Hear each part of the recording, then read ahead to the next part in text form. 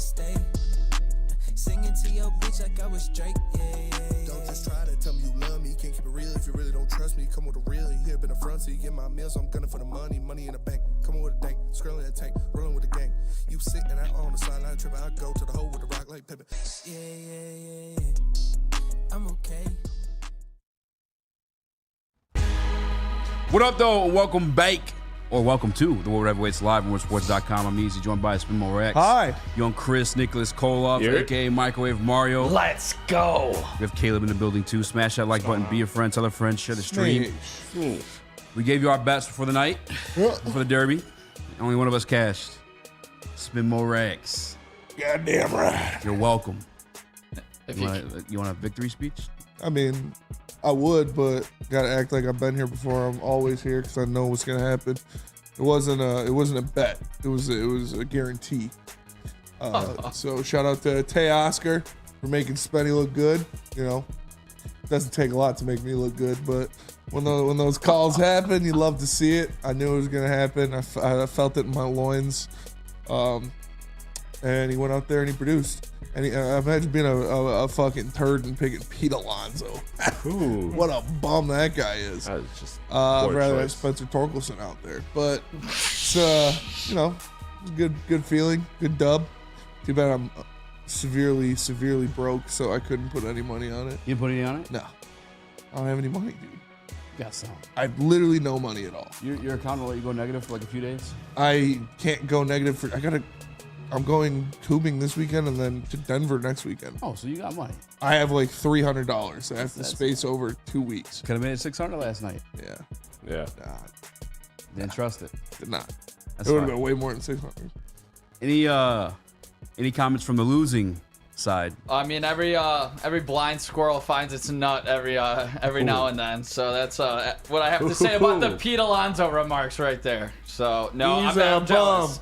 I'm jealous. If you guys cashed up on Spenmo, make sure you hit up his Venmo. Yes. Yeah. If you cash Oscar, Yeah. Venmo me, please. Honestly, yeah. Alex Merrill says, bro barely won. Shit was boring. Didn't even watch it. I'm not gonna lie. I did not watch it. I watched. I didn't either. I actually watched Teoscar Hernandez second round. That was the only thing I watched, and then I started watching Vikings. Is it a new season or something? It was no. I'm just rewatching. There's a new season of Vikings Valhalla coming out, so I'm rewatching all the Vikings. Then I'm gonna rewatch Vikings Valhalla, and then the new season. But yeah, I turned it on and I saw they had pitches and a time clock. I was like, what the fuck is going on? And my dad was getting mad about it. He's like, they change it every year. I don't want to watch this shit. I was like, yeah. So I started watching Vikings. Yesterday I was cracking fat jokes with this old guy. We were just back and forth calling each other fat. What? Where? In a tasteful way. Like, it was fun. Like, we were both laughing at each other. That's when I actually went to dap up Herman. Yeah. And he's next to Columbus Brown. Turns out it was 5-time Super Bowl champion Charles Haley. Had no idea. I just saw him on my timeline just now. That guy was hilarious. But yeah, they're not gonna. This is at the Calvin Johnson golf outing, which I will make sure, whether I'm here or not, that's gonna be an annual visit of mine for sure. Some big time names there. That was dope. Yeah. I asked D-Mac today on the chat, obviously, who had more oral, Calvin or Randy. I honestly agree with him. I think it was Calvin too. Yeah. I didn't talk to Randy, but I didn't get to talk to Randy either. He was close pretty enough to feel the aura. He was pretty Crucial. trying to keep it keep it chill. Well, his because he is at 30 for 30 too. Like he got out the mud. Yeah, for sure. Rand University, man. Yeah, he went to Marshall. You know, obviously he dealt with some stuff, so he couldn't go to Florida State and Notre Dame. Those were the two schools that he was choosing between originally. But some things in his personal life made it to where he couldn't attend those universities. So he ended up going to Marshall and should have won the Heisman playing at Marshall. Like, the dude was an absolute monster. Yeah, who won it that year? Charles Woodson. Well, he wasn't even in the running. He was in like 3. No, he was there. He was in New York. But yeah, Randy Moss I think he's the greatest receiver of all time. It would have been really cool to talk to him. But you know, I don't like doing that. I told Easy was like, let's stay, talk to. I don't like walking up to celebrities. Well, that's not what I was doing. They're like more politicking. Yeah, I know, but they're golfing, they're eating. Like it's different with like Lomas and Rob Sims and Calvin even, because I've met these guys before and I've talked to them a couple times before, so I can walk up to them in more of a casual way. But like other good like Randy, I don't want to like walk up to Randy Moss and be like, oh shit, Randy Moss. Because I don't like doing that. They're just dudes. They're just there to golf. We see them when they're eating. I don't want to interrupt them while they're eating lunch. Well, it wasn't like there's a portion where they're just hanging out. Yeah. Not like all like while they're eating lunch type shit. And then a couple people meet at the bar, just ordering drinks. It wasn't like so much walking. I wasn't gonna drink anyways, so. Yeah, I was surprised by that, honestly. Well, I mean, I work out after work, so I don't want to get drunk. You're kind of whipped too. Huh? You're kind of whipped too. Kind of what? Whipped. Yeah. Whipped. No. I'm back, bitches. If there's anybody else cutting your hair, probably reschedule. Well, actually, no, because she's gone now. She's gone on vacation, so. That person? The last time, yeah. See? Last time scheduled for like 12 days. Any one of these could cut your hair. I don't trust him. But you're whipped. I mean, I got somebody who cuts my hair that I like how she does it. She makes it look good, so I'll keep going. I can make your hair look like that. I don't know. You never know. Maybe they fuck it up. What if I go to one of them and they fuck it up? What am I going to do? Will you let me cut it next time? No. Hell no. It's so easy, bro. No. You just snip, snip, snip, snip. Not going to let you cut my hair. That's all you do to your hair. Yeah, but I'm not going to let you do it. I can do it. I'm sure you can, man, but you're not going to do it to me. Cut my own hair. I'm sure you do. Caleb, you got NCAA 25. I did, and it's awesome, but it's very, very hard. I picked Vandy as my first team. I saw Travis do it, and I thought it was a good idea. I copied him, and they suck really bad, so it was really difficult. I think I threw 4 pick sixes in game 1 and was smiling the entire time because NCAA football is back. And, yeah, I highly recommend getting it. What's different? What makes it not a Madden reskin? It's like faster, and like the animations are like really, really realistic, like all the RPOs Fluid. and everything. Yeah. Jesus said like you can really tell the star players, like the impact of the star players is a lot bigger. Yeah, it is. Like in Madden, like you can make highlight plays with bad players, but the better players on the field are very obvious in NCAA. It's a great game. I always used to use Kent State. Kent State? Kent State was my team. Yeah, I would always pick Kent State and build a dynasty there. Yeah. I know Ryan Lentz is, just so happened his car's in the shop this week, but we were talking today, and he said he's doing the like coach mode where you're the coach. Yeah. And he started at I think Jackson State, and then he went to Louisville, and then he got the offer to Clemson. Or he went to Marshall, and then he went to Clemson. He said he's at Clemson now. He's like, I just got my first 5-star recruit, number one player in the nation. I was like, oh yeah. He's like, but I got like the 50th ranked recruiting class. It's fucking hard. I was like, oh, dude, that sounds pretty cool, man. I really want to get it, but I literally can't right now. So. I was texting you. I was this close to buying the PS5, and then literally the same night, Bryson was like, "Can we play tomorrow?" And I was like, "I knew if I get this game." You're not gonna play. Sorry, little man. Yeah, it's not gonna happen. It's gonna be a hashtag fuck them kids for sure. I really want to get it, but I literally can't do it right now. That's literally what I loved about playing sports games, and that's half the reason I became a sports fan. I think I was telling you the other day, like GM mode. Like I'm a fan of general managers. Best mode. Yes. My whole entire life I have been. The closest I came to being a baseball fan was because of Dave Dombrowski. It wasn't because of Miguel Cabrera. It was because the contract he got when he signed Prince Fielder, got rid of Prince Fielder. Like, he was just a fucking man. That was crazy. Yeah. Who was the pitcher they got that year, too? David Price. Yeah, David Price. Like, Dave Dombrowski's a G. Doug Fister was a man, too. Doug Fister was nice, too. Annabelle. Annabelle. We went after all the studs JV. back then, bro. Dude, we had like 6 Cy Young winners on that staff. It's insane. Yeah. And guess what? It was like Robbie Ray, Rick Porcello, Scherzer, Verlander, and David Price. 5 Cy Young winners on you. Ridiculous. And insane. didn't even win And he a got World Series. swept. Yeah, ridiculous. And that's how I learned, too. Like, baseball is just like when your team gets hot, bro. Because we had one of the best teams in the entire MLB for like 5 years.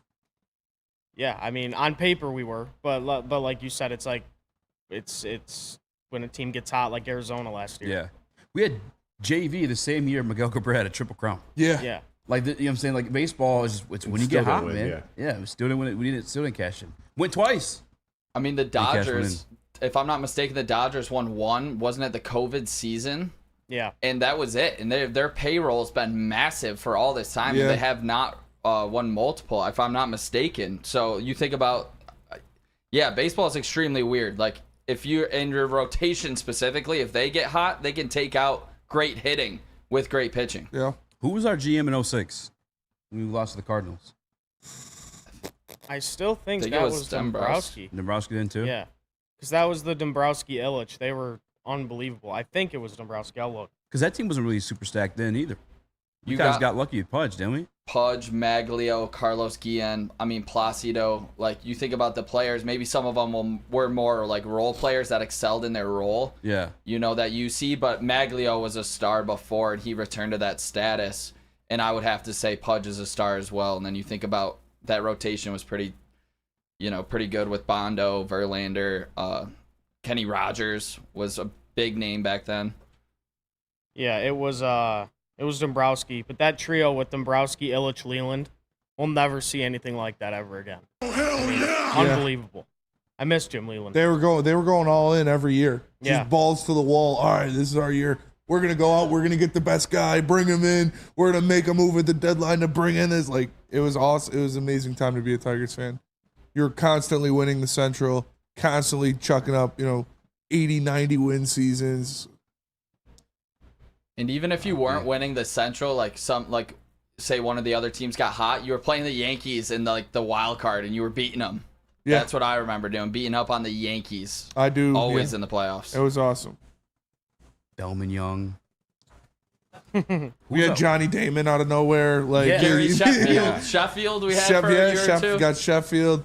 We would get all the old Yankees, and they'd come in and they'd fucking rake for us. Rick Porcello. Rick Porcello, yeah, dude. He was homegrown, if I'm not fucking mistaken. Victor He was. Martinez Yeah. came. Victor Martinez gave the Tigers the prime of his career. Yeah, You V-Mart. might think his Cleveland days, or That's his- why I said the old dude. I couldn't think of his name. Yeah, Victor his Martinez. catching days would.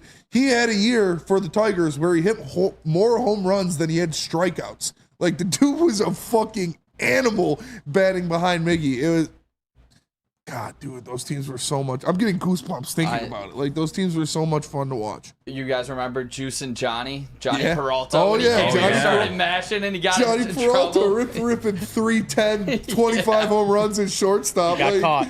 That shit was They got awesome, dude. They did get him, but I You mean, could tell. You saw how big his fucking head was. It's like, yeah, that dude's definitely he juiced. started mashing out of nowhere. Speaking That was of which, awesome. we did find out at the Calvin Johnson charity outing that I have a bigger head than Lomas Brown. Wow, you actually do. I had to he gave me his headset after he finished talking, and I had to make them bigger. Yeah, Oh, it's interesting. I can see it. Shout out Lomas is the man, dude. I love Lomas. Lomas is a real one. He's one of the coolest dudes you'll ever meet. Like, just That's- such a nice human being. That's my first time being able to talk to him off camera, Yeah, and yeah, it was he's a very cool super guy. cool. He's a guy. So is Rob Sims is man. All those guys, dude. Everybody that was there. Shout out Calvin for having us. Love It was an hearing, awesome experience. love hearing Lomas on the call in those 97.1, Yeah. or the Sights and Sounds. Oh, when it's yeah, like dude. him and Dan Ben Miller. Johnson, you are my hero. Yeah, That's it's awesome. a great voice. I told because he was talking about the creativity of Ben Johnson, and I think Flannel or Terry asked him, like, could you imagine playing like you at left tackle with Penny Sewell at right tackle? Like, what would happen? He's like, oh, I'd love it. I'd be like, you go out there and get some catches. He was like, yes, thank you. He's like, I'm getting some catches. I have an end around. I was like, dude, that'd be so fucking scary to see Lomas have the ball running at you. Like, Lomas? yeah, No, fuck no. Fuck he's that. such a giant human being, dude. I gotta learn about Charles Haley now. Maybe I should be ashamed that I don't, but yeah, we were talking shit to each other. He had said something choppy, and I, just right away, just 'cause I was comfortable, I was around like Herman and them, and now I know it's fucking this guy. Yeah. Shout out to Charles Haley. What'd you say back? It's another fat joke. All right. I was like, said something about they make the chairs big enough for him. I said maybe get some of these girls over here to hold you up. That's pretty funny. back and forth. Cowboys. Oh, well then, you know what? I don't feel bad anymore. I don't even feel bad at all. I think it's an awesome exchange to have had in my lifetime. All right, let's go to break. Speedy, tell us about Planet Fitness. Let's get into the Detroit Pistons Summer League game. Planet Fitness. We got a lot to break down in the Summer League game, but Planet Fitness. Planet Fitness is the home of the judgment-free zone where anyone, and we mean anyone, can feel comfortable and work on their fitness goals. You'll experience a squeaky clean gym that has tons of equipment and a knowledgeable, friendly staff and a totally judgment-free atmosphere. Do you know all Planet Fitness memberships include fitness training? Or you can upgrade to the Black Card and get use of all the amenities like the hydro massage, total body enhancement, massage chairs, and access to over 2,500 locations around the world. Planet Fitness. For more information, go to planetfitness.com or go to a Planet Fitness near you. It's Planet Fitness, where your fitness is essential. Love Woodward Sports? Love wearing clothes? Then you should be wearing Woodward Sports clothes. Check out our full line of merch at woodwardsports.com. Just click on shop. We have all your favorite designs, like Dan Campbell kneecaps, Woodward golf, and of course, our own logoed out merchandise. Men, women, infants, kids all love Woodward Sports. Impress your friends. Impress your boss. Impress your dog. Buy Woodward Sports merch today.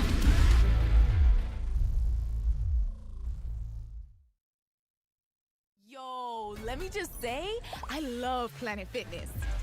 Trying out Planet Fitness and dang, they got lots of equipment.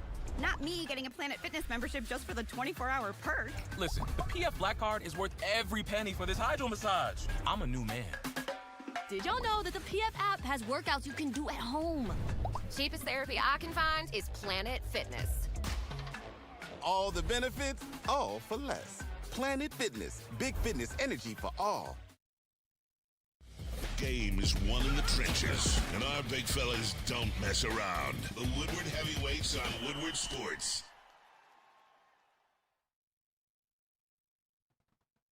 KDK Law, that's Kevin and Catherine right here in Birmingham, Michigan. They got your back when it comes to any family law matter. Make sure you hit them up. A scanning card put up above my head. If you tell them the Heavyweight sent you, they will pay for your filings fees. It's KDK Law. They've got your back. What up, though? Welcome back to the Woodward Heavyweights live on woodwardsports.com. I'm your boy Easy, joined by Spencer Raxter, young Chris, Nicholas Koloff. Let's Caleb go. in the building. Now, usually this is something we'd brush over, but it's this dry period of sports.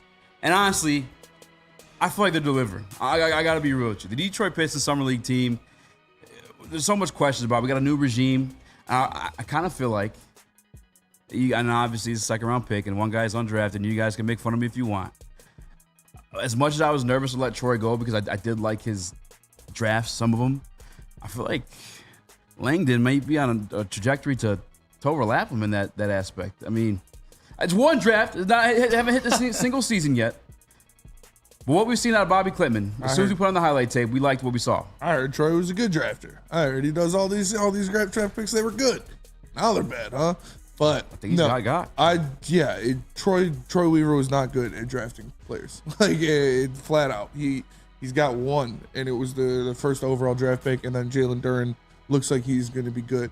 But I expect these guys to produce. We talked about it yesterday. If you can get a starting wing and a rotational wing in your first draft, that is a good draft. And we saw Bobby Klitman kind of unlocked last night, especially in the second half. He went out there, he scored double digits in the second half alone, knocked down a couple threes throughout the game, and was playing good defense as well. So I like to see what you're getting out of him. They signed him to a 4-year deal, as Chris said yesterday, for a reason. They saw something in him, and they think that he is going to be a damn good player. And as of right now, it looks like he's fitting the mold of what you want an NBA wing to be, about what you want that stretch four to be. He looks like he could be a guy that can, simultaneously go hand in hand with a guy like Fontecchio in that offense, that kind of role, that kind of player. And you can never have enough guys with size and shooting ability on an NBA roster. So if Klitman is really this, obviously I'm not going to dive too much into the Summer League and base all of what I know about a guy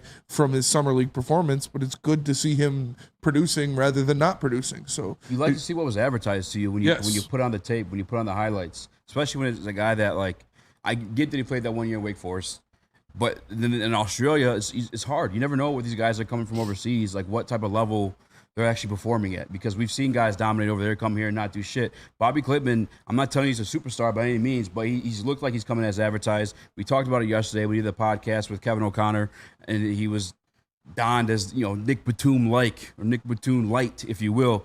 18 points yesterday, 9 rebounds, 4 3-pointers, 3 of them which were made in a row. Yep. I think he finished like 54% from the field. He played a little defense as well. We're getting what was advertised. I mean, not just a little defense. I mean, look, Cam Whitmore, he was the primary defender on Cam Whitmore, and Cam Whitmore is, Houston's, for this team, for this Summer League situation, he is one of their primary scorers, if not their primary scorer. So him and Jenkins, who I know we'll talk about separately, but he did a phenomenal job defensively on Reed as well. But sticking to Klitman, you guys are right. It is Summer League. I've been making tweets like, hey, joking about let's get him a statue. I'm ready for it, all of that. But I looked up his numbers, and so he's averaging 15.5 points per game, seven rebounds, 4 assists, and a steal. And so I just kind of searched through the history of Summer League of the last decade and was like, okay, who are some of the rookies that came in that put up similar numbers? And one person I looked at right away is, okay, let's think about great second round picks. Let's look at Draymond Green. And his numbers are better than Draymond Green. Like, he's averaging way more assists. Draymond only averaged 1.9 assists in the Summer League, which was interesting. But same amount of rebounds basically and more points. Obviously a better 3-point shooter. This guy, again, Bobby's shooting 47% from 3. So there's just a lot to like about this guy. But what's really crazy is that he is putting up almost to the point, to the decimal, identical numbers to one player that Trajan has been linked to, Trey Murphy. Trey Murphy averaged exactly 15 points and 7 rebounds. So Bobby Klitman is just a slight hair ahead of that in his Summer League. I mean, this guy Trajan, he might really know how to find these wings. And you look at it, and again, I know we talked about this last time, but the thing that stands out is that he averaged less than an assist a game in his stint. And also, Bobby was averaging slightly more turnovers. He had 25 turnovers and 24 assists. So he was averaging not that great in turnovers and assists. And here he is averaging 4 assists on 2 turnovers. Like, he's already doubling what he was doing, more than doubling what he was doing previously. So you got to love it. It shows a great feel for the game. And I think he's going to be a player that I think he's really got a chance at competing for rotational minutes on a team that actually wants to win this season. I think so too. I mean, again, I just like that he's coming as advertised. I'm not telling you guys he's going to be a superstar or anything like that, but when I see a kid that can stretch the floor, the passing was new to me. I didn't know that he had that in his bag, but mainly just shooting that 3 ball, stroking the way he was paused. That's what I wanted to see. That's what I wanted on this team. That's what I wanted around Kate Cunningham. That's what I want around Jaden Ivey. Caleb? Yeah, I'm not going to, say that Trajan hit on a second-round pick already, but if I would overreact, I mean, this kid looks good. It looks like he could play NBA minutes. He could shoot it. He's 6'9". He plays a little bit of defense. And you look at Trajan's track record, like Chris said, a guy like Trey Murphy, Herb Jones, Nickeil Alexander, like those guys, the wings. I mean, I don't know. I like this kid, and so far in Summer League, he showed us way more than what we expected. Yeah. That's the thing about Summer League. Like, it is only probably like 4 to 5 games for most teams, maybe like 6 or 7 if you go far. And this Pistons team, by the way, might actually have the capability of going far in the Summer League. I don't know how much we care about them winning a Summer League championship, but the team is playing well. But it is a very small sample size, so you can't necessarily overreact, because when you're going through the data, like, there is a lot of one-hit wonders and stuff. But you look, and there's also some good outliers and some good indicators that he is actually on track to be a good player, or has a chance at being a real player in the NBA. And that's all that you can ask from in a second round in a weak draft. That's all you can ask for out of your second round pick. Nick, what do you think? What do you think he excels at more? Is it the shooting from the 3, or do you think it's defending, locking people shooting up? for sure.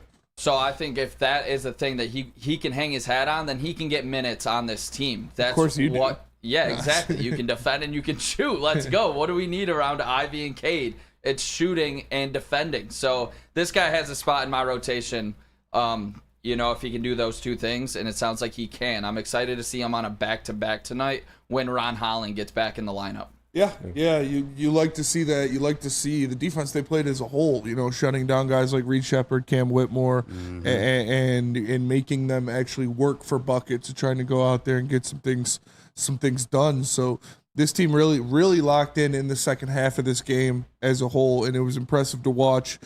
But looking at Bobby Klintman, you're really excited seeing these things out of him in the Summer League. Obviously, it's just the Summer League, and we've seen Henry Ellenson and Sekou Doumbouya and stuff like that before. It's funny. But this is a little different because this is not them being that guy, them being the top 5 pick, them being the lottery pick. This is a second-round pick, and he's going out there, and he's doing what we were told he was going to do. He's shooting the ball efficiently. It looks good while he's doing it. He's doing it off of the dribble. He's doing it in catch-and-shoot situations. So I'm excited to see more of him. Obviously, tonight is going to be a test, like Nick said, in a back-to-back situation and going back to a lesser role now with Ron Holland back on the floor.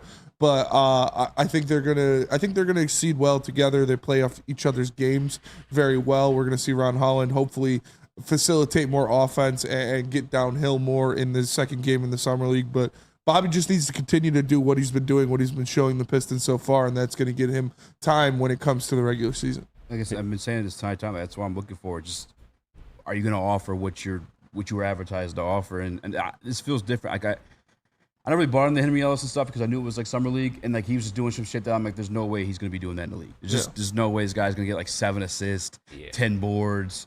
Well, still stretching the floor, whatnot. Like, and the most I've ever weighed in on a Summer League team is when the Pistons basically had their starting 5 out there, and they sucked. By the way, they weren't winning games. And come to find out, they weren't winning games. Come to the regular league too. So like that's the only time I ever held weight. This feels truly different for me. I've never really.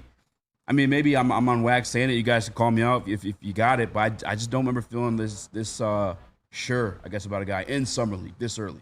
Yeah, I mean, I think it's just because a lot of what he's doing isn't over the top. It's not like he's doing these dribble step back, you know, threes. Like then it's like, okay, can you actually self-create at the next level? But a lot of what he's doing is just showing connected passes, quick reads, and then hitting open shots, like hitting good looks from 3. None of these are really crazy looks that he's been pulling from 3. So it's all stuff that, seems like if you're put in a position to do those things, you can do those things versus some of these people that we see average 28 points per game in the Summer League. It's because they're playing like 2K, like dribble, spam, shoot, that they can't do that at the next level. Everything that Bobby's shown is things that he can do in the role that he'll be asked to do, which is, hey, just play decent defense, play solid defense, make good reads, and hit your open threes. And that's something that's not too out of the realm of possibility to ask for out of him. You're not asking the world of him. Bingo. He's doing things that are realistic. He's not doing again. Henry Ellison was almost getting like triple doubles and shit like that. Like, that's not realistic. He's not magic. They're not like highlight plays. They're like, hey, this guy's open for a 3. He's gonna make the open 3. This guy sees an open guy down the break. He's gonna make the right pass. You want to say something, Spinny? No, I agree. No, I do want to quickly though, right before we go to break here, I do want to just like Jenkins. We do got him on a 2-way. Okay, I didn't know if we wanted to just do that once. Look at the prep sheet. Damn it, Chris. Tell us about Feldman Auto. Is it on the prep sheet? God damn it, Chris. Why? Since 1996, Feldman Automotive it is. Weird. has been driven to provide a fast, convenient, first-class car buying experience called the Feldman Advantage. With 18 locations, there's a Feldman dealership in your backyard. Oh, shit, that threw me off. All right. Visit FeldmanAuto.com to find the location nearest you. Catch Woodward Sports Network live from Feldman Chevrolet of Novi every other Monday. Feldman Chevrolet, Detroit's #1 Chevy dealer. Braylon Edwards here, Premier Pet Supply. Man, just looking around. Who's got it better than pets?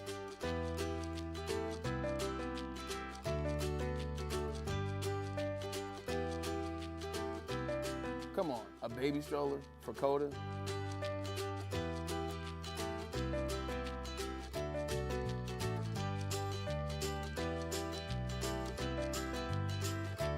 A chef for Lola? Really?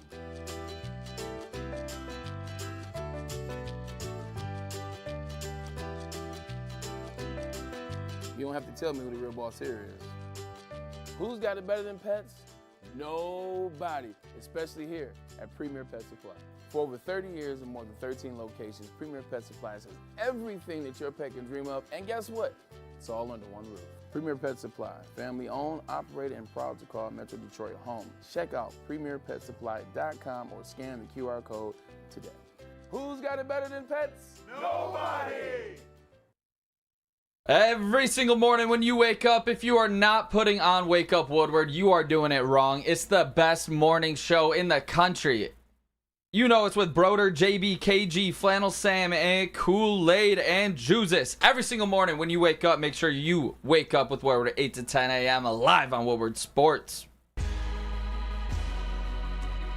What up, though? Welcome back to Woodward Heavyweights Live, WoodwardSports.com. I'm Easy, joined by Spencer Raxter. Hello. Young Chris, Nicholas Koloff. Let's Caleb. go. Smash that like button, be a friend, tell a friend, share the stream. I'm slowing down a little bit because I want to have a serious, mature conversation because this is where things can get out of hand. All right, we started off hot, started off kind of crazy, talking about a second-round pick 37 overall, Bobby Clipman, saying, is this the steal of the second round? Knowing second-round picks rarely pan out. But if you stay with me, we're about to get a little bit crazier because there's another gentleman on this team named Dennis Jenkins, undrafted out of St. John's, I believe it is. Yeah. Last night, 8 of 16 shooting. Yeah. 26 points. Yeah. Absolutely went from fire from three. Yeah. I think it was 6 of 11 actually from the three-point range. Played defense. Playing good defense. Now, Reed Shepherd was the number 3 overall pick. Yes. Swatted him. Like locked him up a little bit. Obviously, Reed Shepherd's gonna get his. That's the type of player he is. But listen, I want this to be a mature conversation, Spinny. Are you buying into the hype? Are we allowed to have these conversations about Dennis Jenkins? Yes, you are. He was going to be the MVP, obviously. No, no. I mean, yeah, he looks good. He looks like a guy that a lot of NBA teams can use. He looks like a guy that could be a solid back of the bench point guard for a team. I don't think he's going to be this all NBA guy or anything like that eventually, but he looks like a damn good player. He can make his shots. He can make the other opponent or whoever he's lined up against work harder for their shots because he's pretty pesty on the defensive side of the ball. I like what I'm seeing so far. Obviously, it's Summer League, and obviously he's a guy that's going to be going 1,000% at all times in the Summer League because he's trying to get on a roster. He's trying to make a name for himself in the NBA, but you can't say anything but good things about the performances he's been giving the Detroit Pistons so far. Do I think he's going to make this roster? No, I don't, unfortunately, but that's just because of how guard-heavy the rotation is right now. Would he be the fourth point guard on this team? And I don't know. Chris said, before we were starting to have this conversation as a topic on the show sheet. He didn't say it to steal the take. That he's a two-way guy for the Pistons, so if there is an injury or something going forward throughout the regular season, he is going to be on the short list of players to be called up because of the performances and the confidence that he's giving Trajan Langdon and the coaching staff with these situations and what he's doing for the team in Summer League. That instills a lot of confidence. So we could see, the season doesn't go as well, or you start down the line after the trade deadline, maybe a Malik Beasley, a Tim Hardaway Jr., and Isaiah Stewart, guys like that aren't on this roster anymore. That opens up more opportunities for guys like that to step up and to get some playing time and to get some minutes going forward. So we're going to see him in the regular season for sure, whether it be because of an injury or because of his play outright. This guy Jenkins is going to get minutes in the regular season. It's not going to be a lot, but he's going to make the most out of them when he gets his opportunity. It's not like the Pistons are this prestigious team, coming off of a playoff streak or anything like that. No, we're a bad team. I think he can make it. Let me take it back. I don't think he can make it just because, like you said, the heavy guard rotation. But he's deserving. Yes. If he does, I wouldn't be so surprised. I kind of want it to happen, to be honest with you guys. I mean, he's playing great, but it's hard not to flash back to recent Piston history and look at guys like Saban Lee that were just putting up just absolutely insane, godlike numbers, and then they couldn't translate. And I think a lot of things I worry about shooting the ball like this. I mean, Saban Lee's an NBA player. Yeah. He's playing for Phoenix. He's not getting crazy minutes, but I don't expect this guy to get crazy minutes either. If he can be on the bench on an NBA team, that's a win for him. Like I said, I'm not looking to him, Jenkins, to be a superstar or Steph Curry, anything like that. Just be good at the stuff that I expect you to be when you make it to that point. Yeah. Shoot the open three ball. Play defense. Like if you could do those things, and you're playing defense, I get it. Everyone busts every year. Pause. Niggas die every day, G. But if you're guarding like Reed Shepherd, who's number 3 overall pick, who I had high expectations for, at least I kind of respected him as a number 3 overall pick. Like, there's something there. No? There's definitely something there. I think does he have a shot at being an NBA player? Absolutely. Do I think he will, like that's why I bring up Saban Lee, is because that's a player that has bounced around the NBA and has been on rosters, so I don't want to call his career a failure by any means, especially given he wasn't a high draft pick or anything of that nature. So can he do that? Yes, but that's where I want expectations to be, because again, the problem is with Summer League is a lot of people do get caught up in, Bobby Clipman averaging 15 a game in Summer League and thinking, okay, he can average 13 for us off the bench. No. The math isn't the same between Summer League and NBA. So that's kind of the way I look at him. Like, a lot of his, the thing that impresses me is his defense, right? He's physical. He's getting steals. He's getting blocks. He's averaging 3.5 stocks per game, which is unheard of for a guard that's not that big, especially weight wise. He's 165, so he's not.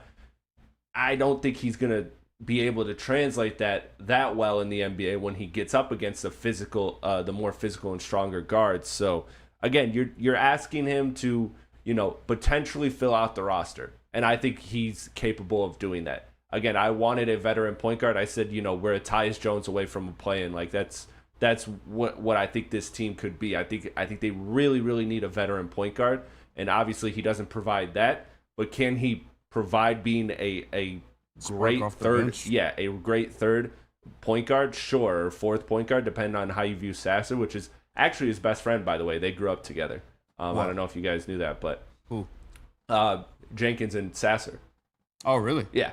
So they got a good chemistry there. But again, you're not throwing those two on the court for chemistry reasons at the NBA level. But yeah, I think he's an NBA player, and I think he's playing good, and I don't have any complaints about him. I just want people to kind of temper their expectations for what he can be. Caleb? Yeah, like I said earlier, I didn't watch a game yesterday. I was trying to take Vanderbilt to a national championship, but I was box score watching, and I did watch game 1, and I was impressed from what I seen from Jenkins. But yeah, there is a lot of guards on this roster already.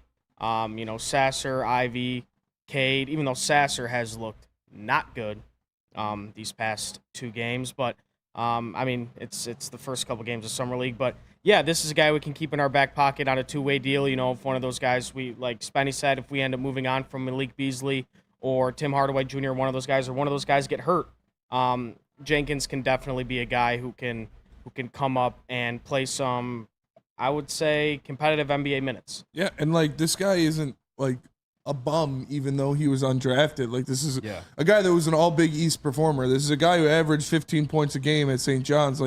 He shot 36% from 3 in college last year. It's not that he's just this rando they gave a tryout to. He's a damn good college player. So he's definitely a guy that you could see making a team. And again, nobody expects him to be the second coming of Steph Curry or anything like that. But if he could fill out an NBA bench, that's a win for him. And when you're given an opportunity in the league, if you go out there and you shoot the blood out of that bitch, you're going to see more opportunities given to you. So that's something that he's been proven to do, is when he shoots the ball, at least in the Summer League, it normally goes in. So you could not have enough of that on an NBA roster. Yeah, that's the point I was going to make. It's not like this is a guy that's been around for a minute and just is going off on younger guys. He's also a rookie, heading into this league that very well maybe could have and should have been drafted at some point. Yeah. It's different. And then another thing too, Reed Shepherd, a kid that's been balling all summer league, if I'm not mistaken. I'm pretty sure he's had 20 points in every single game outside of last night. And he was guarding him last night, had 2 blocks on him and a steal on him last night, was Dennis Jenkins. Nick, you're microwave Nick. If anything, you're trying to drive this guy home to a all-star game. Do we need to slow down, or can we have... Well, you're not going to love what I'm going to say then. Oh, shit. Fellas, I think this guy gets minutes at the end of the season when the Detroit Pistons are tanking.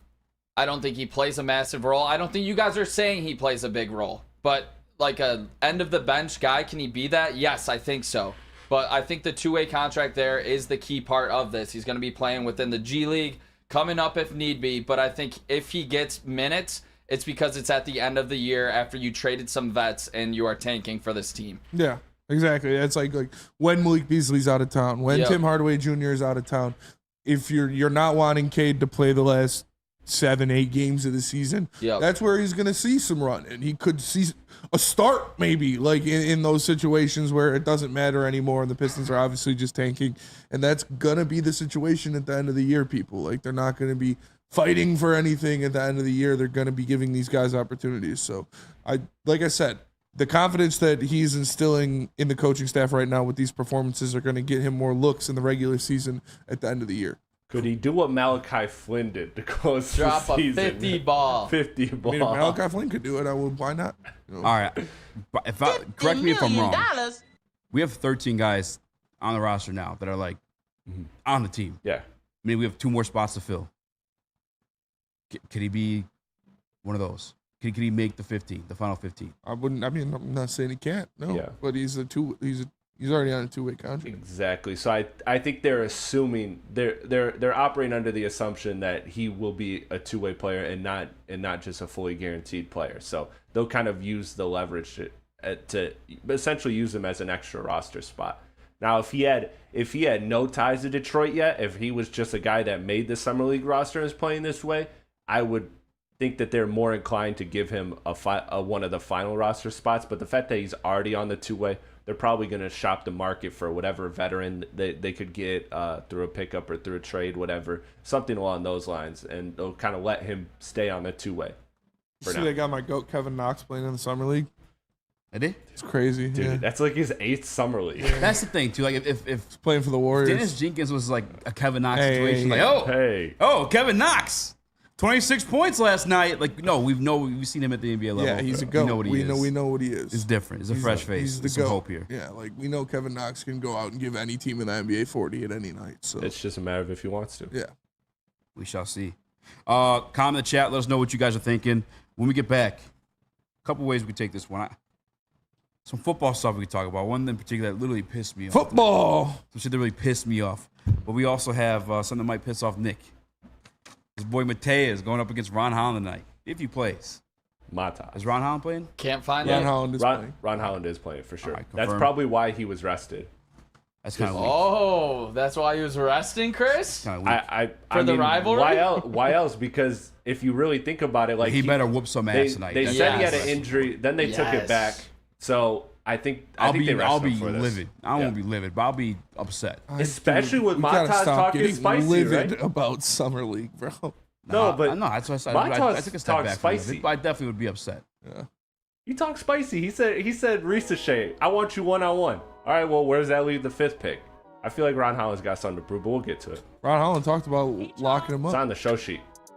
Ron Holland did? Yeah. Talk about locking up. Save for the segment. Wow. All right, tell us about Guardian Alarm. Guardian Alarm offers you customized solutions from real experts. Their professional technicians take the time to recommend security and automation solutions specific to your needs. They also have 24/7 professional monitoring. You can call them anytime, day or night.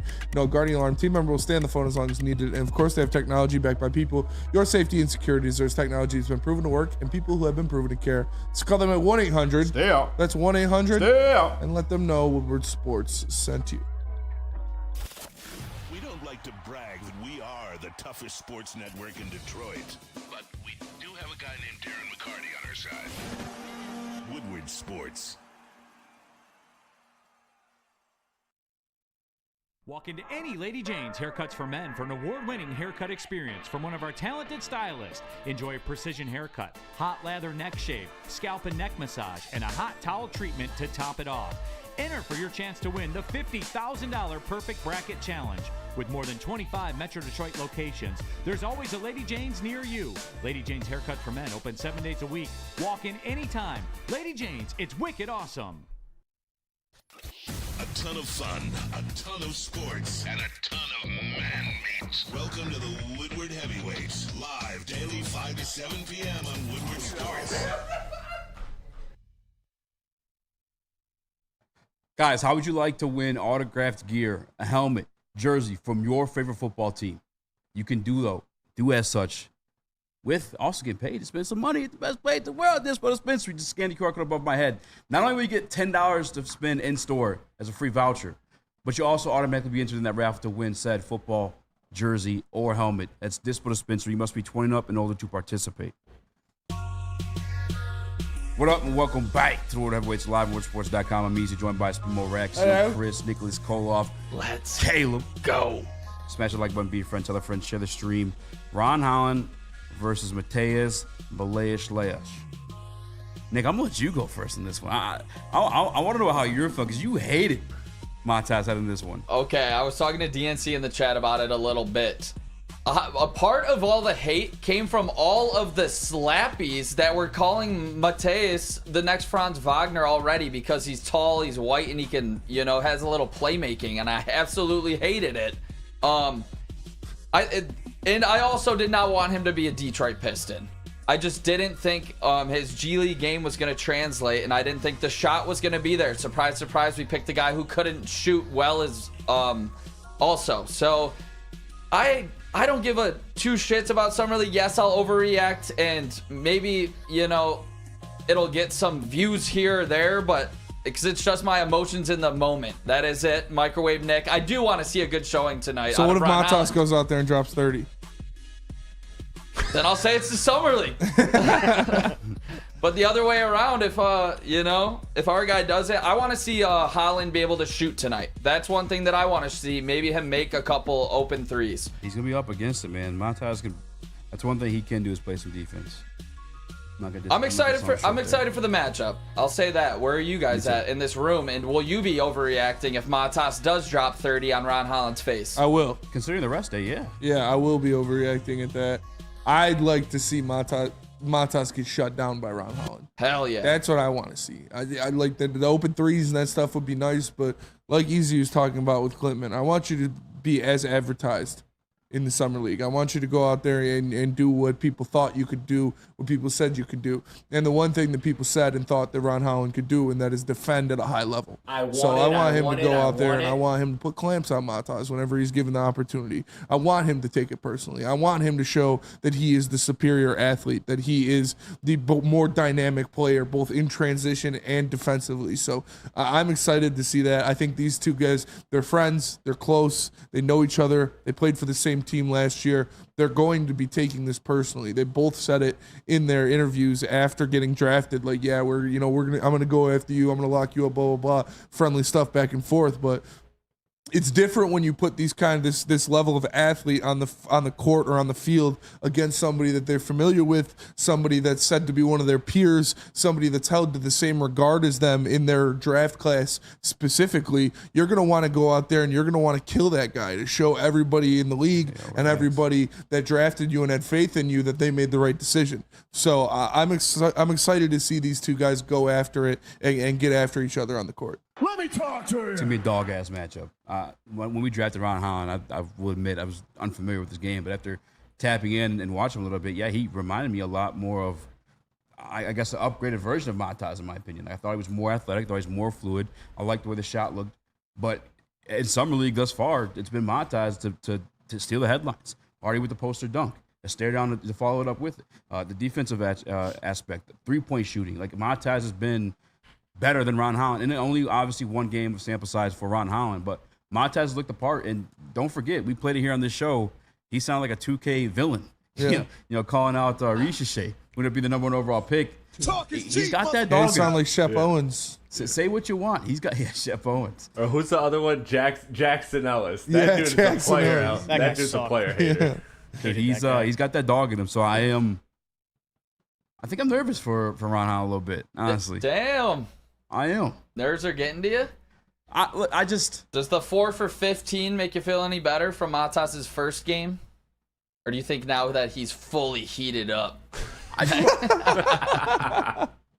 feel like Detroit and Chicago is like a natural rivalry. We're so close to each other. Obviously, we got the football stuff. You have the Pistons, Bad Boys versus Michael Jordan. I feel like this will add a little bit to that. I guess it could birth itself into that type of situation. I want to be on the winning side of it. I want to be able to talk my shit. I want Ron Holland to come out. Matas just has his feet a little bit more wet at this point, though. True. Do you guys remember the low light video of Matas, though? The low light video? That was great. I want to see Ron Holland specifically pick his pocket and go for a high flying, 360 or something sick like that. Ron Holland almost got a body, too. That would make my night. that's my thing with it. I care more about the defense than the offense in this because the offense is a work in progress. Yeah, I expect both of them to be very much works in progress offensively. So it's gonna be who gets the better defensively and who's also doing more of the intangible things that are leading to winning, right? Like Ron Holland, it might not go just box score for box score with Matas. Like I need to see him, is he making those what they call hockey assists in the NBA, where it's, like the play before the play, like those type of things, I think are the things that I want to look for in this game because I don't personally expect either of them to shoot very well in this game, and if one of them does and the other doesn't, I mean, I'm just looking really at the defense. That's going to be my judgment point. Defense and just the overall impact each player has on their team's success. Yeah, I'd like to see Ron Holland rip up Matas on the perimeter and then go drive down and yam it. Like that's what I want to see. I want to see him show why he was picked over Matas. I want to see him be the superior athlete, the superior defender, and with this rest day, you don't have any excuse to not be fresh, to not be ready to go. So, yeah, it's pretty simple for me. Nick kind of said it. If Ron Holland plays like shit and Matas plays great, it's a summer league. It doesn't count. But if Ron Holland plays great and Matas sucks, then Ron Holland's the better player and Matas is a bust. So that's the way I'm looking at it. But no, I'm excited for the matchup. I'm excited to see what Ron Holland can do defensively against a guy like Matas and hopefully show him up. I'm excited. I'll tell you what though, he doesn't have the sidekick that he doesn't have the Robin and Bobby that we got. So I think the Pistons should win this game. That's fair. Nick, who did Matas play in that first game? Does anybody know? And Dennis Jenkins, we got a big three in the summer league. Okay, you know what I'm saying? Hey, ain't no big deal, ain't no deal. July 14th. Summer league big three is crazy. No, I'm still trying to find it. That's fine. The summer league banana boat. What's the summer league banana boat look like? Honestly, I'm glad to hear Spinny's take on this though, because it does set expectations. Or I think it was you that brought it up. Like you want to see the defense versus we know the offense is a work in progress, so I can't really abuse him if he's not out there scoring 20 plus points and whatnot. It's the defense we want to see. He put up 15 points in his summer league debut, going 4 for 15 from the field, 0 for 4 from 3, and 7 of 11 from the free throw line. So 11 free throws? It looks like he was getting to the stripe against the Milwaukee Bucks, who their summer league team ain't shit. Yeah, exactly. Stinky. All right, I feel a little And then who did they go? The Warriors? Who are the Warriors putting out there? Moses Moody, is he still getting summer league minutes? Like, I saw AJ Griffin out there last night. Yeah. I was kind of surprised. Not surprised, I guess. Kevin Knox was on the summer league team for the Warriors. Yes. No way. You don't listen to a thing I say, do Kevin you? Knox locked him. I heard you. No, I think he said the Warriors. No, he said it. I remember what my friend said. Yeah, thank you, Chris. They got Nico Mannion running the point. Yeah. You know, like what do we? What's that? No, not, what's the guy's name? He was an all-rookie player last year. Oh, Pajemski? Pajemski, yeah. But I imagine they probably given him limited minutes because, he's playing at a beyond summer league level. But, I mean, look, the Pistons got a great shot to win the summer league championship, guys. I'm here for it. I don't give a shit about I am here for it. More games, the merrier. I just want to see Ron Holland keep playing. All right, before we go to break, Smitty, you're the hottest right now. Do you want to go first or last? Give us a Ron Holland stat lineup. Ron Holland stat lineup. I'll go first. I'm saying 16 points, 2 made threes, 6 rebounds, 3 assists, 3 blocks, and a steal. Ooh. That's a nice stat line. I'm gonna go. That's tough. 18 points. I'm there with you. 1 of 3 from 3. I'll give him 2 blocks and a steal. How many boards? Match what he did last time. How many boards? That's a great question too. Let's go with 6 or 7. I had to pick one. I'm going 18, 8 and 2 points, rebounds, assists, 2 block, 1 steal. 7 of 14 from the field. Chat. All right, I got 14 points, 8 boards, 4 assists, and 3 steals and a block. Good or bad? Over 50% from the field. I'll say like under, close to sub. Yeah, like 42, 47. 45, something like that. Maybe even upper 40s, like 48. Caleb, quick before break. Let's go 16 points, 7 boards, 3 assists, 2 steals, and a block. And he shoots 52% from the field. And he hits a 3. Does that worry any of us that none of us said over 20? No. Again, no. He's the very much a work in progress offensively. I'm glad to have had this talk because it is going to dial back my expectations. Let me see what you were advertised as. You know. Yeah, well, it would be awesome if he blows up for like 25, 70% from the field, though. I mean, it'd be just good to see from the Rook. Right, but again, he's not coming in as a prospect like a Dame Lillard, where it's like you're based off your offensive prowess. I mean, and all these rookies were like in the worst NBA draft ever. Yeah, but even then, like you're just talking about like who he was as a prospect. He was looked at as a defender and finisher. Like that's not going to translate to 32 points per game in the summer league. So I think it's totally fair to not have any high offensive expectations for him in the summer league. I think a lot of what he'll get in the summer league is just by his elite athleticism. Matthew Kruger going low, 11, 4, and 4. Rab, 15, 6, 3. 2 steals and 1 block. Well then what are we taking? Okay, if I said Mata's field goal percentage at 42.5, you taking over or under? Over? Yeah. Better. Taking the under. Like the points I don't care. Field goal percentage. Yeah. I want to see more than 42%. No, I'm talking Matas. Like assuming Holland's guarding him, what do you think? Like field goal percentage. That's a great question. He said 42.5 is what he said it at. Maybe 44.5 is probably more fair. Under. 44.5. Under. 43.5. Holland season. We'll see tonight, boys. It's the Holland day. All right. When we get holidays. Happy holidays, baby. Let's go. When we get back, Skip Bayless retired yesterday. Yeah, you know what's the most important part of Eggs Benny? That holidays, baby. Lady Jane's. Tell us about Lady Jane's. Lady Jane's. Awesome is when a guy can be a guy and get an amazing haircut. That's Lady Jane's Haircuts for Men. Stop in, sit down, relax, and let one of Lady Jane's talented stylists make you look and feel great. Walk in anytime, 7 days a week. Lady Jane's, it's wicked awesome. Is that an octopus in your pants, or are you just happy to see me? See what I did there? Go Red Wings. From Octopi Experts, Woodward Sports. Stop searching for a vehicle and start finding one. Les Stanford Chevrolet Cadillac makes it easy. We harness the power of multiple dealerships and own the biggest selection of GM brands in the area to get you the car you need. With the Les Stanford Group, you'll have access to 4 different dealerships, providing you with more makes, more models, and more choices. We're connected to more than 1,000 vehicles. And with so many high-quality CPO vehicles available, you'll find new car quality at pre-owned prices. You can start and end your search at lesstanford.com today. Thank you to the Detroit Lions and Sheila Ham for the best season in Lions history. Now it's time to let Brad Holmes cook. Woodward Sports.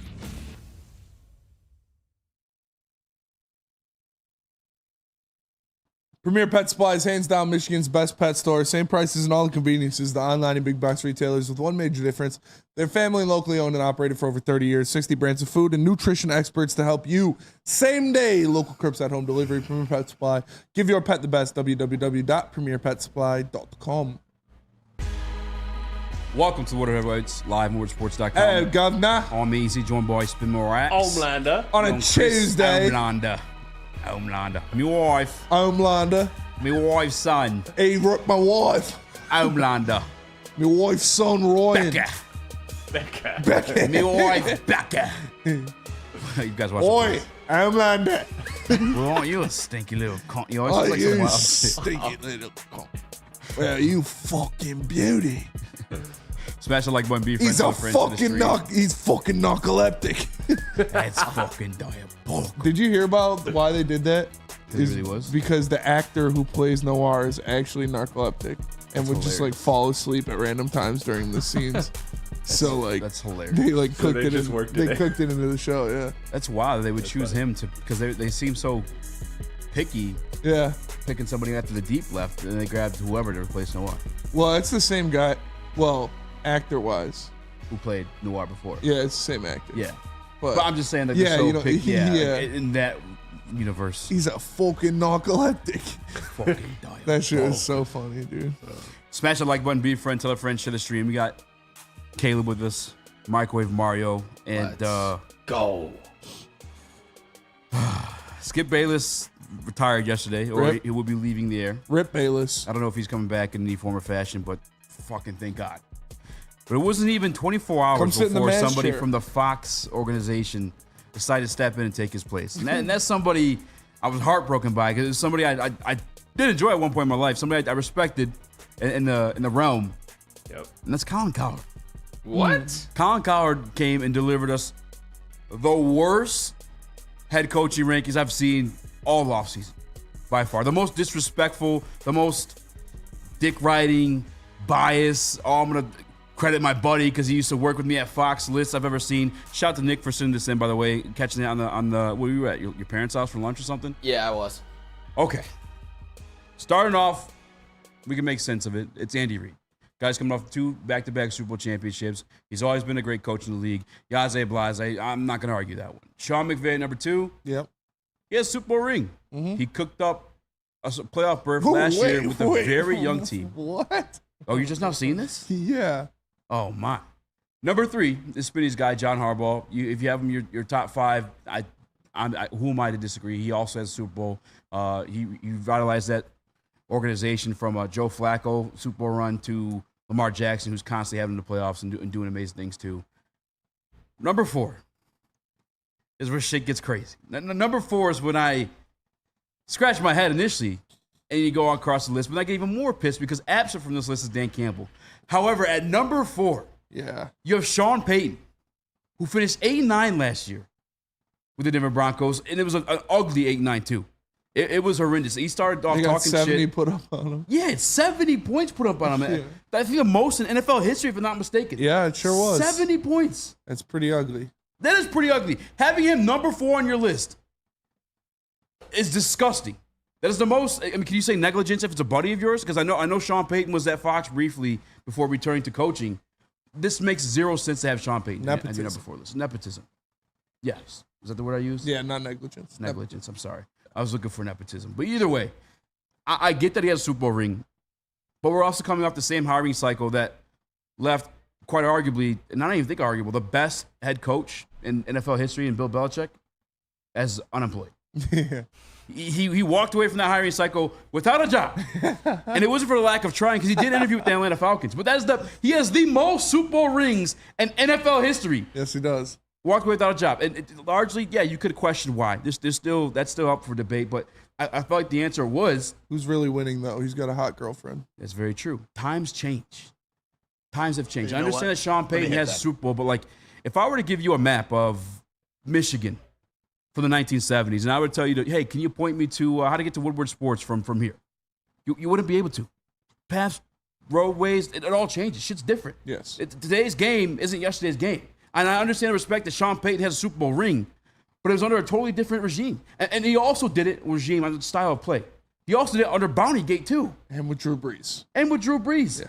Headhunting, taking shit up. Like, to have him number 4 after a losing season, and a season where he left the most points in NFL history, it's nepotism. It's fine. It's gross. It's disgusting. And to have, on top of that, the reason why it pissed me off the most is Dan Campbell, the guy who's just in the NFC Conference Championship, the guy who turned around one of the worst organizations in sports, is absent from this list. Not even the top 10. DeMeco Ryans, I love DeMeco Ryans, but DeMeco Ryans being on that list and Dan Campbell not being on that list is pretty crazy because they're both a similar type of coach. Neither of them are the X's and O's guy. Really, I mean, DeMeco Ryans is a good defensive mind, but he's not the play caller or anything like that for the offense. And Dan Campbell got the Lions further than the Houston Texans did. Oh, so that's interesting. I don't understand that. I think we've seen Dan Campbell. I think it's pretty asinine to not have Dan Campbell in at least your top 10 head coaches in the NFL right now.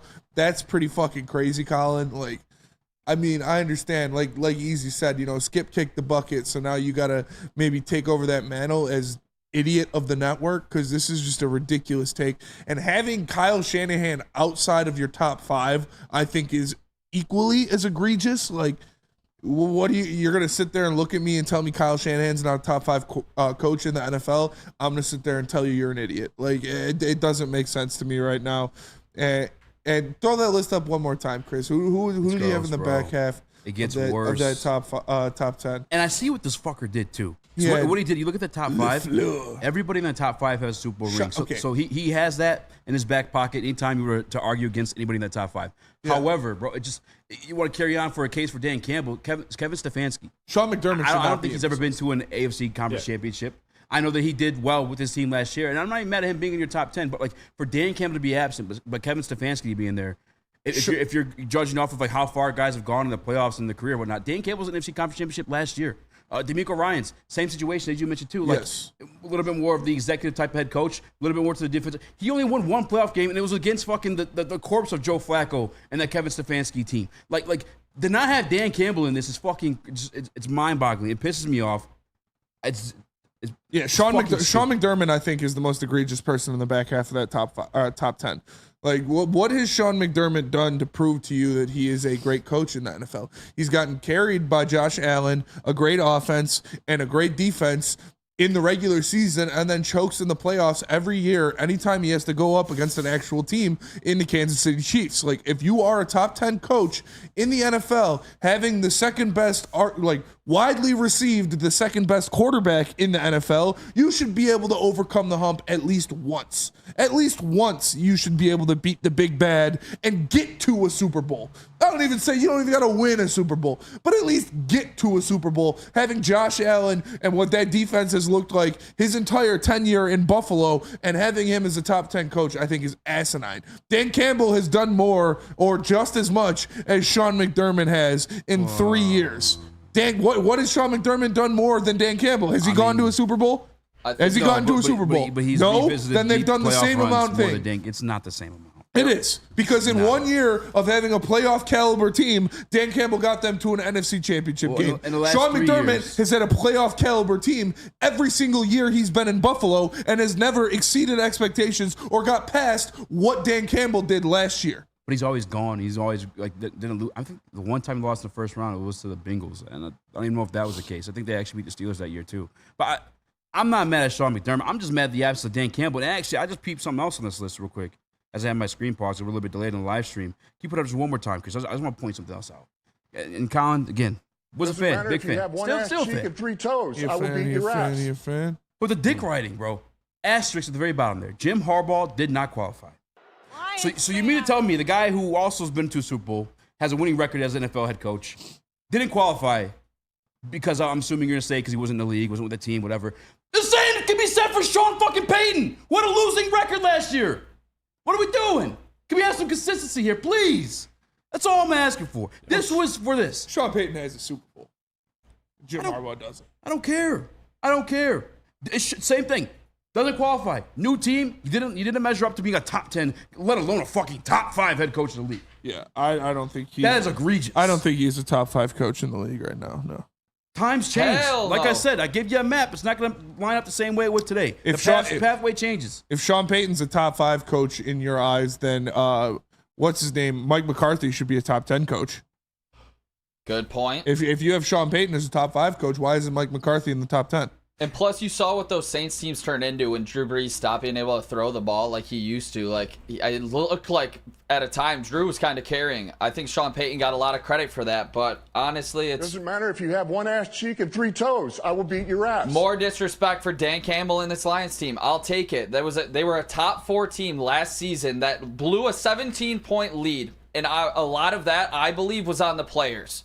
In my eyes. And now you're a top 5 Super Bowl favorite going into this season. You won 2 home playoff games, first time in 30 plus years, was it? And first time in my lifetime. This is a horrible take where Colin was wrong right here. Dan Campbell, top 10 quarterback in my eyes. Yeah, I think he'll make him pay for it. I think Sean McDermott is one of the most overrated and carried coaches in the NFL. I don't see it that way. He has not done enough with that roster and the talent he has.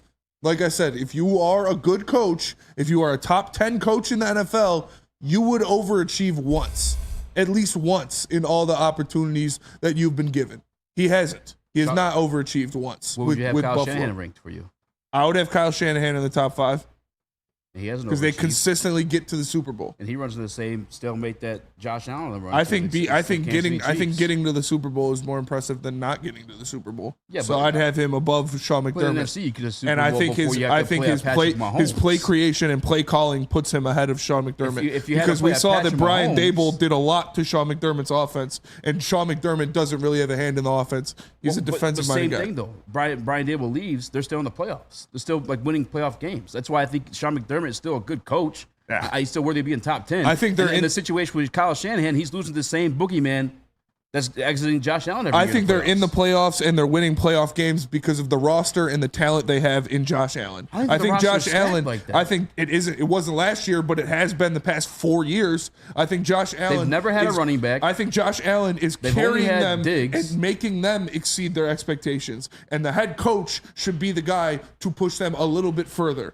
Kyle Shanahan, you give Kyle Shanahan Josh fucking Allen, and he's winning a Super Bowl. That's for sure. I agree that Yeah, Kyle so Shanahan's a better coach. Sean McDermott has had the second best quarterback in the NFL his entire tenure and has not done anything with it. But he's losing to the same boogeyman.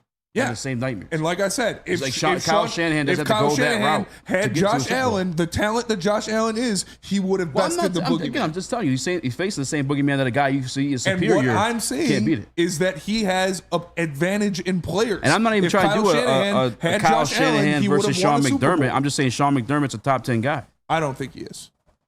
I think he is. He's lost multiple coordinators. He's still done what he did in the playoffs.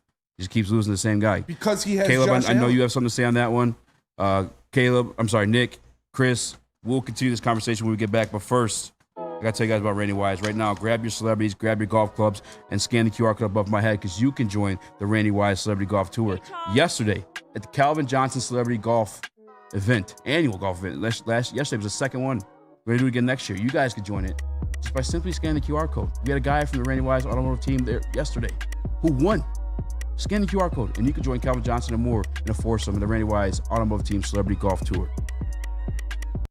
Congratulations to the real Coach of the Year, Motor City Dan Campbell. Just put your head down and go to work. It's about to be fun, man. It's about to be fun. Woodward Sports. Yo, let me just say, I love Planet Fitness. Trying out Planet Fitness and dang, they got lots of equipment. Not me getting a Planet Fitness membership just for the 24-hour perk. Listen, the PF Black Card is worth every penny for this hydro massage. I'm a new man. Did y'all know that the PF app has workouts you can do at home? Cheapest therapy I can find is Planet Fitness. All the benefits, all for less. Planet Fitness, big fitness energy for all. Love Woodward Sports? Love wearing clothes? Then you should be wearing Woodward Sports clothes. Check out our full line of merch at woodwardsports.com. Just click on shop. We have all your favorite designs, like Dan Campbell kneecaps, Woodward Golf, and of course, our own logoed out merchandise. Men, women, infants, kids, all love Woodward Sports. Impress your friends. Impress your boss. Impress your dog. Buy Woodward Sports merch today.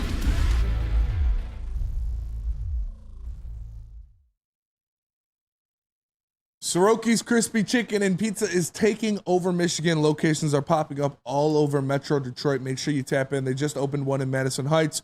They are known for their crispy chicken, delicious New York-style pizza, and the best biscuits in the biscuit game. So make sure you tap in or find a location near you at Sorokis.com. Soroki's, now that's crispy. What up, though? Welcome back to World Heavyweights live on WorldSports.com. And boy, easy joined by Smo Rax, young Chris, Nicholas Koloff, Caleb in the building. Let's go. And essentially, we're all just kind of paused, hot and bothered with this Colin Cowherd top 10 head coach list in the NFL. It's messy, to say the least. Before we went to break, we kind of disagreed about Sean McDermott, but Caleb, you looked at Angie like you wanted to say something. Yeah, well, normally I'm a fan of Colin, but I really don't like this list. How would you guys feel about this list if, okay, you kick Sean Payton out, so that 4 spots available, you move Kyle Shanahan from 6 to 4, and then you move Dan Campbell into that 6 spot. So that your top 6 would be Reed, McVay, Harbaugh, Shanahan, Tomlin, Campbell. Would you guys have any problems with that? Say it one more time. So your top 6 would be, so if you kicked Sean Payton out and move Shanahan from 6 to 4 and then move Campbell to 4, your top 6 would be Reed, McVay, Harbaugh, Shanahan, Tomlin, Campbell. I'd be fine with that. Yeah, So I just don't see why Sean Payton's in this top 10, let alone in the top 5. It doesn't make He's any like sense grandfathered in. But he shouldn't even be that, though, after last year. If he's such a great coach, then he should be doing what Tomlin is doing with a bad offense, like in Pittsburgh. Like, he's still making it work where he still goes over 500. I don't like that. I mean, he's still super high on this list, even in Tomlin. But where was that with Peyton, with bad teams? Yeah. He wasn't able to be a difference maker like we've seen some coaches do in the past. Even Bill Belichick with a bad team, was ass. He shouldn't be in this list, I don't believe. And say what you want.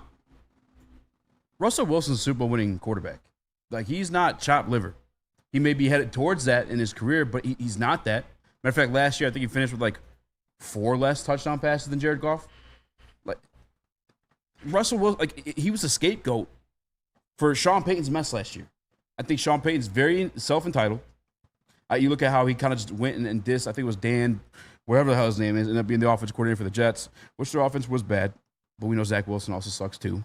But he went from talking that shit to losing to the Jets, and also is letting up the most points in the I don't think the Sean Payton experiment is going to work out. I really don't. I was a fan of the Saints when he was there, just because they drafted Reggie Bush. That's one of my favorite NFL players all time. Reggie Bush, my lord. But Sean Payton's overrated. This is disgusting. He's going to have to earn his way back to the top 10. I don't care how many Super Bowl rings he got. Doug Peterson's got a Super Bowl ring. He's absent from this too. And he, by the way, been to a playoff game with his new team. Sean Payton has. That's true. I think you have to look at this is the perfect prove it scenario. I mean, look, Tomlin has Russell Wilson. It's literally that's literally all the ingredients to show you that Sean Payton can't belong or doesn't belong, at least this upcoming season. If again I would go off last season because it felt like that team. I mean, shouldn't you get 2.5 losses for dropping 70 points? It was a season that the record was worse than. To me, the record was better than what their season was. I think when you look at that team. So for me, I don't see how a guy like Dan Campbell doesn't. It just doesn't seem like consistent criteria. And that's one thing I love Colin Cowherd because I love that he's able to make these outlandish takes and really kind of go into the almost conspiracy theorist realm of sports when it comes to his crazy takes. But this is one where it doesn't have grounds for reality. It seems like every single ranking, if you were to ask him, I didn't watch this segment, but if you were to ask him or listen to a segment, every explanation of the numbers 1 through 10 would be a different reason why they're there rather than a consistent thread. You can't point out the similarities here to me. And if you're doing it again for the Super Bowl ring, I'm just thinking back to the Doug Peterson situation, a guy who won a Super Bowl against the best head coach of all time, Bill Belichick, with a backup quarterback. Fucking backup quarterback. To rally your team around that situation in the middle of a playoff run, and not even in the middle of the playoff run, but from the back of the season into that, to winning the fucking Super Bowl, that's a tremendous coaching job. Which, by the way, similar situation like Sean Payton goes to a new team that was down the dumps, right? The Broncos were shit. We knew it when Sean Payton got there. So, there's that little bit of leeway for last year, but to be your top 5 is crazy. When Peterson got in Jacksonville, if I'm not mistaken, they made the playoffs that very next year. And won a playoff game against the Chargers. And that's from coming up one of the... From a just destroyed locker room with no confidence or after the fiasco that Urban Meyer had with a 2-win season. Players were being physically abused. Yeah, he was kicking people and calling them the F word. It's... You're a racist athletic trainer. Yeah, it was a tough situation. Sean McDermott, great coach. I love Sean McDermott. I would have more respect for him than Sean Payton for sure in this list. Sean McDermott? If you put Sean McDermott in there instead of Sean Payton, not top 5, but on the list, then it would make more sense. Sean Payton's on the top 10, bro. I'm sorry. Nick? Yeah, that was a terrible situation. Bums were getting popped. It's not down in Jacksonville. I think with Sean McDermott, the reason why he had him on here, if I'm not mistaken, he has the most regular season wins from a coach without a Super Bowl. I don't... Oh, wait. What? Who's from a coach Sean McDermott? McDermott. Or Doug McDermott? No. Say it all over again. Bills coach has Doug the McDermott. most regular season wins of a coach without a Super Bowl. Yeah. Because he gets carried by Josh Allen. I mean, I can't deny that he is that was obviously his blessed reasoning. with Josh Allen, but I think we've seen him in multiple different situations. They're still winning games. I can't say he's a bad coach, and I'm cool with him being top 10. Yeah, he's not a bad coach. I just wouldn't have him over Dan Campbell or I'd probably put him. Like I'm not pissed. Him that and he's over Sean Dan Campbell. Payton is like. Where are you guys at with LaFleur on this list? If you're gonna have D'Amico Ryans, you gotta have Dan Campbell, bro. I'm sorry. Yes. I'm sorry. I agree. And I get that his turnaround was kind of instant, but he kind of got instant pieces as well. Dan Campbell, that just wasn't the situation. Mhm. We had a rehab of a broken Jared Goff. And that's not even a diss. That's exactly what it was. We had to help build him back up. And we did. Dan Campbell did successfully. You know how easy, especially in the situation Detroit was in, to give up on that situation as a coach, as a player, as a team. Like, this is fun. I love my Lions, but we know what they are historically. As I said earlier, one of the worst franchises in sports until recently. Yes. And so to have a broken JG on the contract that he was on, it would have been an easy sell job to just fucking, oh, fuck, we just got to get a new guy. No, he stayed the course, built him up, at least had the right pieces around him. And, Ben Johnson, obviously a big part of that too. But Dan Campbell deserves some respect to be on this list. And to have the asterisks around Jim Harbaugh's name at the bottom of it just shows me it's an absolute fucking cupping of the balls and swallowing the gravy. That's exactly what this is. Yeah, if you have, like you said, if you have D'Amico Ryans, you have to have Dan Campbell. If you have Sean Payton, you have to have Jim Harbaugh. I feel like I know Mike McCarthy. I guess Mike McCarthy too. But if Jim Harbaugh doesn't qualify because he wasn't in the, he didn't coach these past couple years in the NFL, I don't think that should matter at all. I mean, he's won a Super Bowl, and then when he leaves and goes coaches college, he wins a natty. I mean, that's a great football coach. I don't really know what the. I want to hear the whole segment on it because I want to hear his reasoning on is it accolades, is it X's and O's, is it motivator? I don't understand this list. Yeah, it's kind of all over the place. Yeah, I don't get it. If I honestly don't know a reason he can give me to have Sean Payton there. How stupid Colin Cowherd can be sometimes. He's gonna be like, Sean Payton is he's a professional guy. Like, look at him, the way he wears his suit, the way he attends his press conference, it screams head coach. Like, he's going to say some stupid shit like that. Be like, that's why he's in my top 5, because he looks like a top 5 head coach. And again, bro, he had a very ugly media outing at some point during the offseason last year. We kind of just dogged the previous head coach.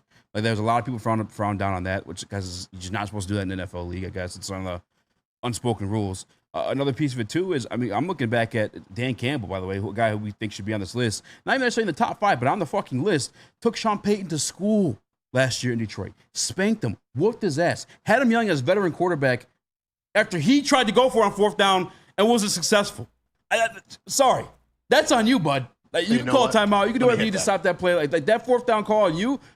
You're the fucking head coach, bud, and you went to try to. Russell Wilson was Sean Payton's scapegoat, and I don't think it's going to work in Denver. I mean, I'm cool with that. I'm good with all Russ slander and bad things happening to him. He'll still beat your ass. That's cool with me. I'd fold his ass, but I'm not gonna put Sean Payton top 5. No, it's not. Sorry, maybe if you did this list 12 years ago, Sean Payton would be a top 5 coach, but no. I think this calls for a heavyweights top 10 head coaching list at some point during this week. And one piece we get to does involve some coaches, and there's a ranking, but it's a top 10 quarterback and head coach duo. We will finish our top 5 in that, but first, we got to tell you about Swiss Insurance, the best in the business, especially my guy Mark. Give him a call directly by dialing 313-530-1698. That's 313-530-1698. It's Mark at Swiss Insurance. Give him a call. He's the best in the game. We'll be right back with our head coach and quarterback rankings. A ton of fun, a ton of sports, and a ton of man meat. Welcome to the Woodward Heavyweights, live daily 5 to 7 p.m. on Woodward Sports. Walk into any Lady Jane's Haircuts for Men for an award-winning haircut experience from one of our talented stylists. Enjoy a precision haircut, hot lather neck shave, scalp and neck massage, and a hot towel treatment to top it off. Enter for your chance to win the $50,000 Perfect Bracket Challenge. With more than 25 Metro Detroit locations, there's always a Lady Jane's near you. Lady Jane's Haircut for Men, open 7 days a week. Walk in anytime. Lady Jane's, it's wicked awesome. We don't like to brag that we are the toughest sports network in Detroit, but we do have a guy named Darren McCarty on our side. Woodward Sports.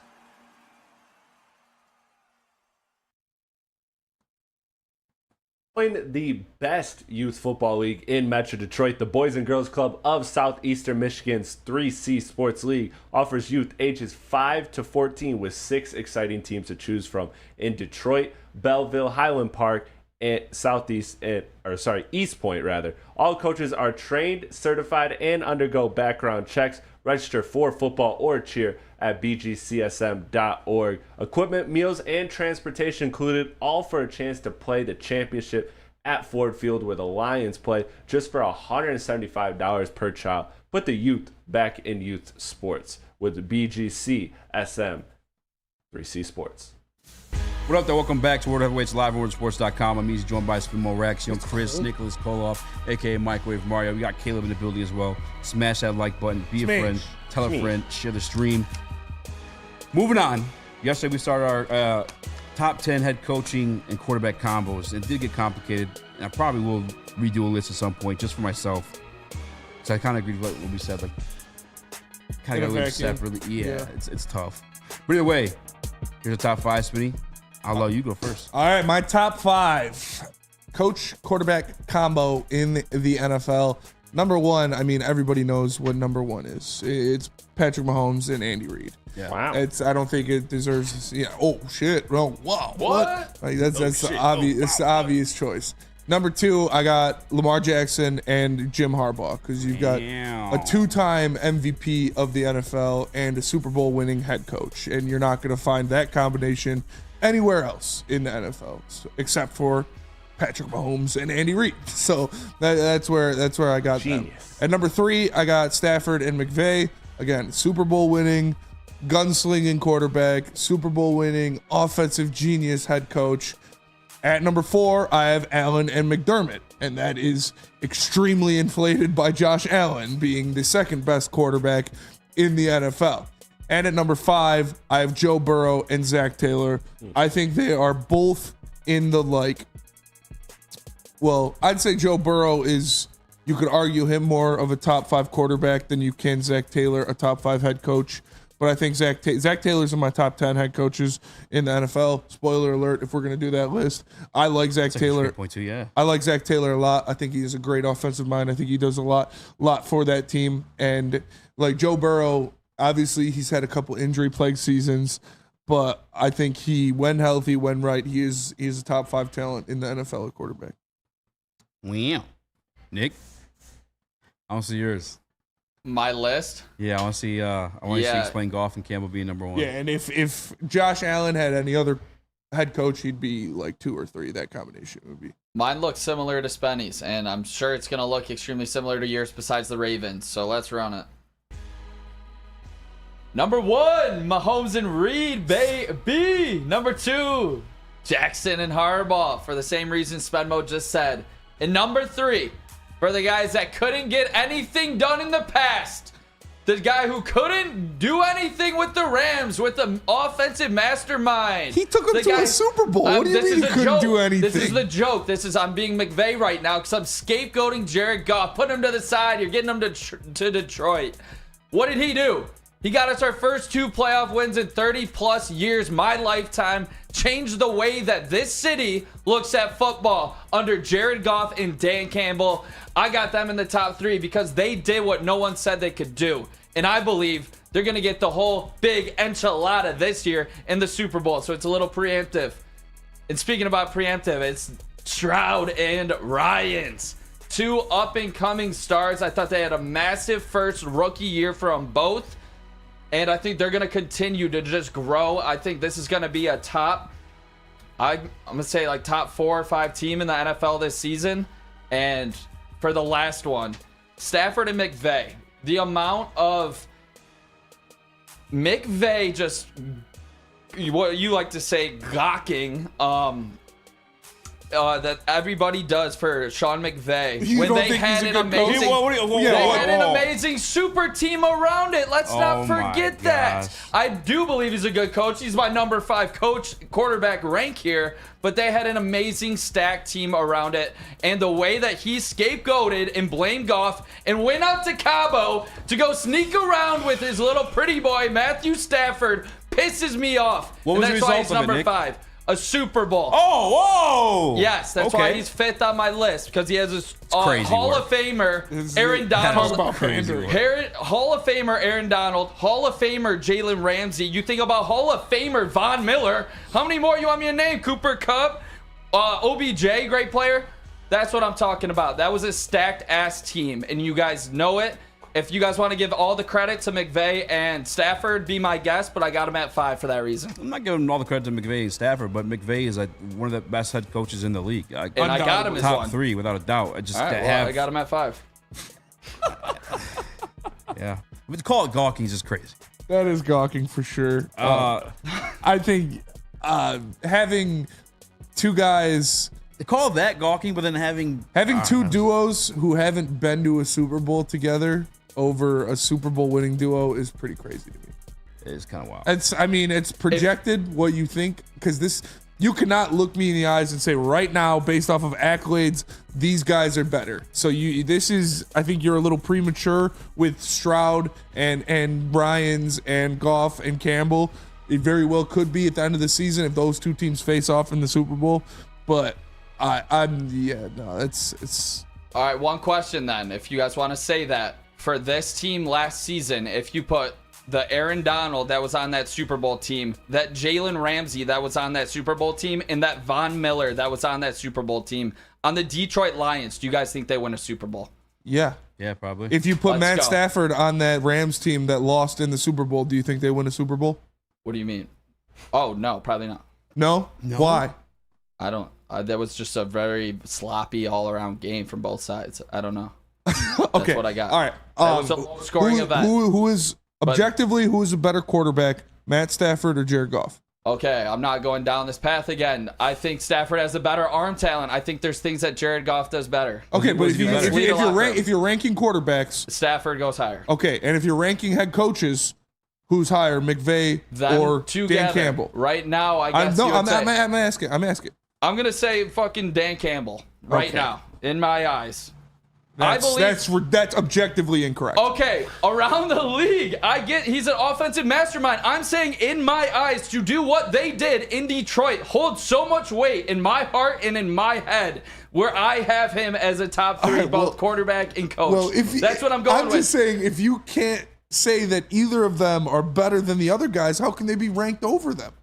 Together, they get the job done. Skip's career lives on.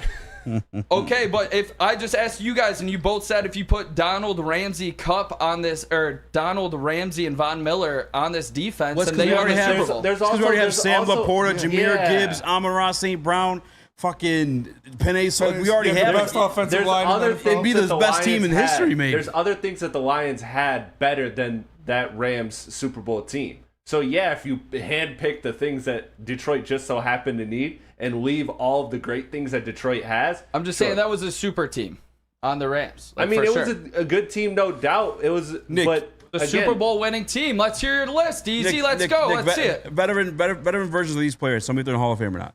All right, Penei Sewell. Yes. Nick. What? Yeah. Hall of Fame. No Okay. shit. I'm gonna say that. All right. Yeah. Veteran version of Amon-Ra St. Brown. Hall of Fame. Yes, I would say so. Do you think Cooper Kupp is? Veteran version of Sam Laporta. Hall of Fame. Projecting, yes. Projecting, yeah. These guys are young. These guys are young. What does it make? Those guys were veteran version veteran. of Aiden Hutchinson. Hall These of Fame. guys were all like late 20s. What are you talking about? Well, I'm just saying, a veteran version of our guys, you could have the same argument. This is a super team. All these guys will be in the Hall of Fame. Yeah, when we get to that level, I think we'll have multiple Super Bowls. Aiden Hutchinson, Hall of Fame. The guy's 22. In my eyes right now, projecting, Hutch maybe. Just saying. But I'm saying, those guys would be 28, 29 with all of the accolades that go with it that this team will have in my eyes. I think this is the start of a dynasty. Veteran version of the guys that we had, you could arguably still say the same thing. It's a Super Bowl team. I mean, I could even throw Jameer Gibbs in there. And that's maybe just me. Although Rich Eisens had him as number 2 quarterback. Brian Branch, another guy too. Do you guys think this team's going to win a Super Bowl? Yes. Detroit Lions? Okay. Yes. So you're saying in the vacuum. It's a super team! Is where the coach. Doesn't count! Is where the coach and quarterback thing. That's where I think we think differently on this. What I'm saying. Super I'm sorry, Bowls. Nick. I'm projecting Super Bowls. What I'm saying and what I think you agree with is that Matthew Stafford is a better quarterback than Jared Goff, and Sean McVay is a better head coach than Dan Campbell. I think Stafford's a better quarterback talent when it comes to throwing the football. He's a better quarterback. He won a Super Bowl. He's a better quarterback. Exactly. That's what I'm saying. So are we doing in a vacuum or not? Like on the Super Bowl, that's a team stat as well. Like, obviously, it's a whole team to Okay, do yeah, it. That's so why if I we're keep doing going in a back to vacuum, this. then yeah, Stafford's better too. What is Jared Goff better at than Matthew Stafford in a vacuum? Play action. Play action passing. I'll give you that. Play action, leading the fucking locker room. Well, shit. Stafford's also never had a running. Yeah, I'm not. He wasn't able to run it in that Super Bowl. I think it's egregious, but I knew you guys were gonna come at me. Let's see your list, Easy. Where the Ravens at? As bro? always, Where's the Ravens? Here's the correct list. All right. Number 1, as everyone had it, is Mahomes and Reed. Number 2, a little bit of a surprise. And I might reshuffle it, but I respect Kyle Shanahan so much, and I think Purdy's on the up and up. I really don't think he was like a wow. I mean, it's tough because Shanahan's done this with guys previously, but we all can agree that Purdy's executing that Shanahan offense better than Jimmy G, right? wow, we have the same list except I had the Ravens at 2. Oh yeah, because he had the Ravens at 6, right? Yesterday. Yeah. Is that where you had Purdy? I think so, honestly. Yes, I think. Can we agree though that Purdy's executing the Shanahan offense better than Jimmy G was? Yes, he's a better athlete. I think he's an overall better quarterback. I think he had the most yards per depth on the target, I should say, last year. I think Purdy's on the up and up. I watch him be the difference in that game against us. He had him 7. When he decided to start running that ball, the game changed. We couldn't stop him. We had no answer for it. He has that dual threat capability, and he turns chicken shit into chicken soup. I don't think he's a top 5 guy, but Purdy's on the up and up. I think he's a great quarterback. And then number 3, you could argue that these guys could have been number 2, Stafford and McVay. McVay, the youngest NFL head coach in NFL history, the youngest NFL head coach to win a Super Bowl, the youngest NFL head coach to coach in a Super Bowl. And then he just, by the way, did it with 2 different quarterbacks. He's lost multiple assistants, multiple coordinators to head coaching jobs because he's just been that successful, and he's still just as great as he was previously. Stafford and McVay, I have number 3 on the list. And then number 4, Allen and McDermott. Spinney, you kind of opened my eyes to McDermott a little bit. Still a good coach. He's a good coach. But maybe not as, what he's... I would put every single coach on this list right now above him. I would have to dig deeper on it, to be honest with you. Say a little bit spur of the moment. Because I want to know where Buffalo was before McDermott as well. Because he was part of, transforming Allen. Allen wasn't a finished product. He didn't come in here as yeah, for sure, as what he was. But no, them definitely number 4. Then number 5, I have Joe Burrow and Taylor. I guess arguably they could have been number 4. They have been more to AFC championships than Allen and McDermott, and they've also been to a Super Bowl too. So I guess I would. Going back, I probably would change that actually. I might have Allen and McDermott number 5, but number 4, I'd move Burrow and them to number 4. But yeah, this is the right list. And maybe you could put McVay, Stafford 2. Caleb. Okay, a lot to unpack here. I want to start with Nick's list really, really fast. Look, I'm a microwave Nick stan. I'm a big microwave Nick fan. But when he speaks, I listen. But Jesus, with Goff and Campbell, when they win a Super Bowl, they were 100% be above McVay and Stafford. But until then. But until then, not yet, because Spenny makes a great point. You look at Stafford, who's the better talent. It's Stafford, and then you look at just coach X's and O's right now. McVay is better than Dan Campbell. But I'm projecting a little. I no lie about it. I'm projecting a little. Yeah, which is okay. Plus, I hate McVay and I love Dan Campbell. Oh, then you admit it's a bias. It's a bias. And then a little bit. And projecting. I think they're gonna end their career with more Super Bowls.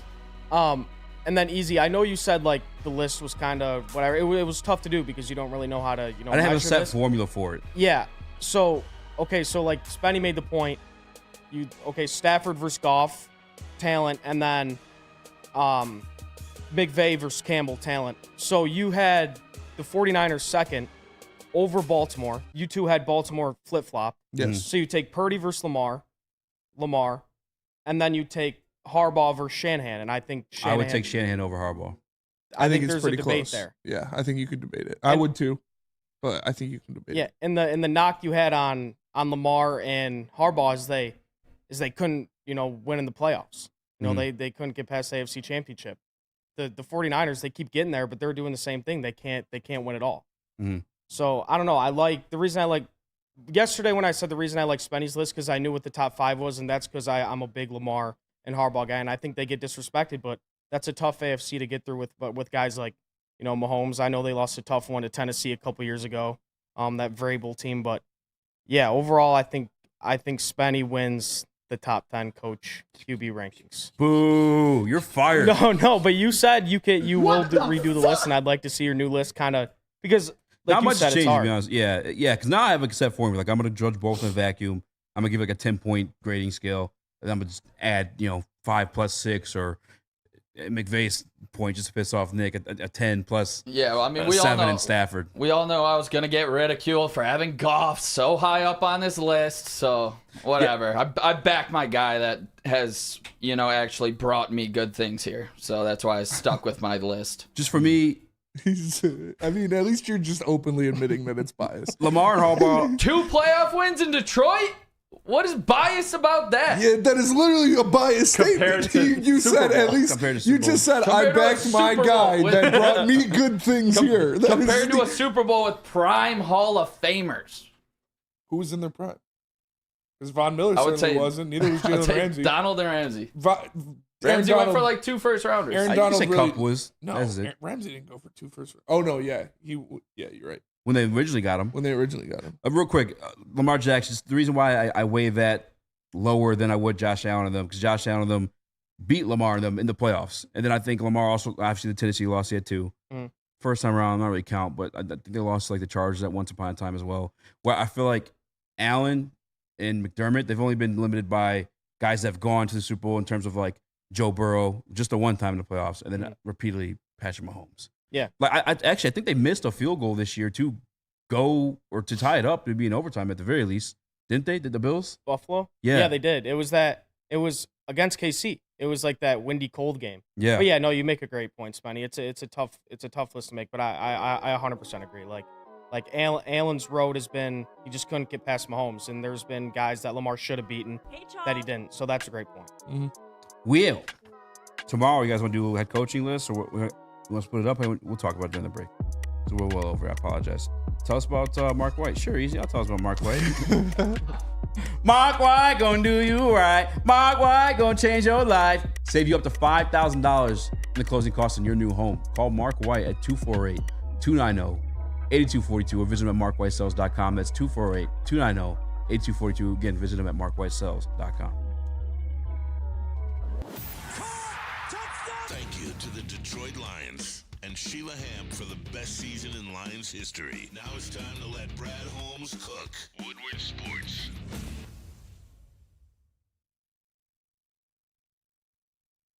So just to get the heated steering wheel, I also had the spring for the bigger rims. Yeah, that's how they get you. Those upgrades will cost you an arm and a leg every time. Hey, new car crew, how'd it go this weekend? I got a great deal on mine. How? I went to Randy Wise, not those other guys. They got me in a great new ride, and they didn't break my budget. Hey, could you pass me the sugar? How? Never mind. He made the wise choice. Yep. Make the wise choice at randywisechevy.com. Is that an octopus in your pants, or are you just happy to see me? See what I did there? Go Red Wings! From Octopi Experts, Woodward Sports. What happens when you run a great business for more than 50 years? You expand and offer more products to more people. That's exactly what Les Stanford did by adding Les Stanford Buick GMC. The same great service the customers have come to know and trust on Woodward Avenue, just south of 9 Mile. Check out Les Stanford in Dearborn today and find the brand you want at lesstanford.com. Les Stanford, together. Let's ride. You suck. Holland with a 3 over my Hey, stop. We're not hyping something up while we're live, okay? To their knowledge, that's not even on right now, Chris. I'm predicting the future. I'm calling. Are you really, though? Yeah. He just rised up. How are we enjoying Summer League NCAA 25? Can't afford it. Didn't buy PS5 yet, so hashtag me 31. You want to change my life. Are we I need money for food. Mark White. You don't need money for food. It's lying. Everyone that has it, though, I have a couple friends that have it. Everyone, it's gas in it. Caleb loves it. I'll say it. Like, Caleb's my friend. It's worth going. It's worth going broke for. It's worth buying. It's worth getting the next gen console for. It's like everything great about NCAA 14, but just better graphics. It's so sick. All right, we got 2 places we can take this one. Obviously, we're talking Detroit Lions. Rich Eisen ranked the Detroit Lions running back, second-year running back, Jahmyr Gibbs, in his top 5 running backs. And it's been on the prep. You guys read it. I can't have you guess. Number 2, he projects and predicts Jahmyr Gibbs to be the league's second-best running back in 2024. I don't hate it, bro. he's got more balls than me because I feel that way. I've said top 5. Number 2, Yeah, Caleb? If he was going into a bell cow role next year, I think he would be top 3 on a ton of people's lists. Mm-hmm. But since the numbers are not going to be as crazy as like a Christian McCaffrey or even a Bijan Robinson, because we have David Montgomery, that's why you see him. A lot of people are scared to put him in that top 5. But I mean, the talent's there. I mean, he's one of the most flashy running backs in the league. He's way better at running between the tackles than we thought. I mean, this kid has it all, and we're going to see him more as a receiver this year. I really don't hate this at like projecting that he's going to be number 2. Yeah, I don't either. I think we've been talking about it for a while. This kid is special. He is the most explosive running back in the NFL. When he's given the opportunities, he's going to go out there and make some things happen. We expect him to have a further progressed role in the passing game, out of the backfield, lining up in the slot, doing a lot of different things. That's only going to make him more dangerous. And I think he showed his running between the tackles is a serious threat for any team. So you can't predict what they're going to do based on the running back they have out there. Yeah, I mean, 2 might be a little aggressive. We've been saying top 5 for a while. So if anything shakes how they can, I don't think 2 is too crazy, but it's a little aggressive for me. I agree with Caleb, though. If he could hold up a bell cow type of role, which he's not going to because we're blessed with David Montgomery, but he was 55 yards away from having 1,000 yards last year. And that's in 15 games and limited action in a lot of them to begin the season because he was the rookie in the lineup. Like, damn sure would have had 1,200 plus if he could hold up in a bell cow role. On top, again, we haven't seen him expand in that pass catching role. Now, will he? Could be up for debate because there's arguments to be had, at least for me in my mind, that there were opportunities he could have expanded that pass catching role last year. I know specifically in the Chicago Bears game on the road, he had one that he dropped. I know in the Seattle Seahawks game, he had one that he dropped. But those are also, you could chalk up to being a little bit of a rookie and what else. But I think he's going to have more feel for the game. You see a lot more of those option routes he's going to be getting this year. I don't hate him being considered or projected as a number 2 running back in the league. I really think he can give you everything Christian McCaffrey has. The only question is the same thing Calvin Johnson kept bringing up yesterday, talking about anybody, is durability. If he can hold up, yeah, I think he projects to be that good of a fucking player. I mean, look, he has all the makings because he had some of the biggest plays. I mean, the guy is electric. He is the electrician. He has a 9 to 5, but he gives his best work on Sundays. That's when he does his best work.